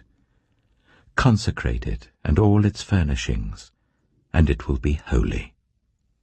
Then anoint the altar of burnt offering and all its utensils. Consecrate the altar, and it will be most holy. Anoint the basin and its stand, and consecrate them. Bring Aaron and his sons to the entrance to the tent of meeting, and wash them with water. Then dress Aaron in the sacred garments. Anoint him and consecrate him so that he may serve me as priest. Bring his sons and dress them in tunics. Anoint them just as you anointed their father, so that they may serve me as priests. Their anointing will be to a priesthood that will continue throughout their generations." Moses did everything just as the Lord commanded him. So the tabernacle was set up on the first day of the first month in the second year. When Moses set up the tabernacle, he put the bases in place, erected the frames, inserted the crossbars, and set up the posts. Then he spread the tent over the tabernacle and put the covering over the tent as the Lord commanded him. He took the tablets of the covenant law and placed them in the ark, attached the poles to the ark and put the atonement cover over it. Then he brought the ark into the tabernacle and hung the shielding curtain, and shielded the ark of the covenant law, as the Lord commanded him. Moses placed the table in the tent of meeting on the north side of the tabernacle outside the curtain, and set out the bread on it before the Lord, as the Lord commanded him. He placed the lampstand in the tent of meeting opposite the table on the south side of the tabernacle, and set up the lamps before the Lord, as the Lord commanded him. Moses placed the gold altar in the tent of meeting in front of the curtain, and burned fragrant incense on it, as the Lord commanded him. Then he put up the curtain at the entrance to the tabernacle. He set the altar of burnt offering near the entrance to the tabernacle, the tent of meeting, and offered on it burnt offerings and grain offerings, as the Lord commanded him. He placed the basin between the tent of meeting and the altar and put water in it for washing, and Moses and Aaron and his sons used it to wash their hands and feet. They washed whenever they entered the tent of meeting or approached the altar, as the Lord commanded Moses. Then Moses set up the courtyard around the tabernacle and altar, and put the curtain at the entrance to the courtyard. And so Moses finished the work. Then the cloud covered the tent of meeting, and the glory of the Lord filled the tabernacle. Moses could not enter the tent of meeting because the cloud had settled on it, and the glory of the Lord filled the tabernacle. In all the travels of the Israelites, whenever the cloud lifted from above the tabernacle, they would set out. But if the cloud did not lift, they did not set out, until the day it lifted. So the cloud of the Lord was over the tabernacle by day, and fire was in the cloud by night, in the sight of all Israelites during their travels.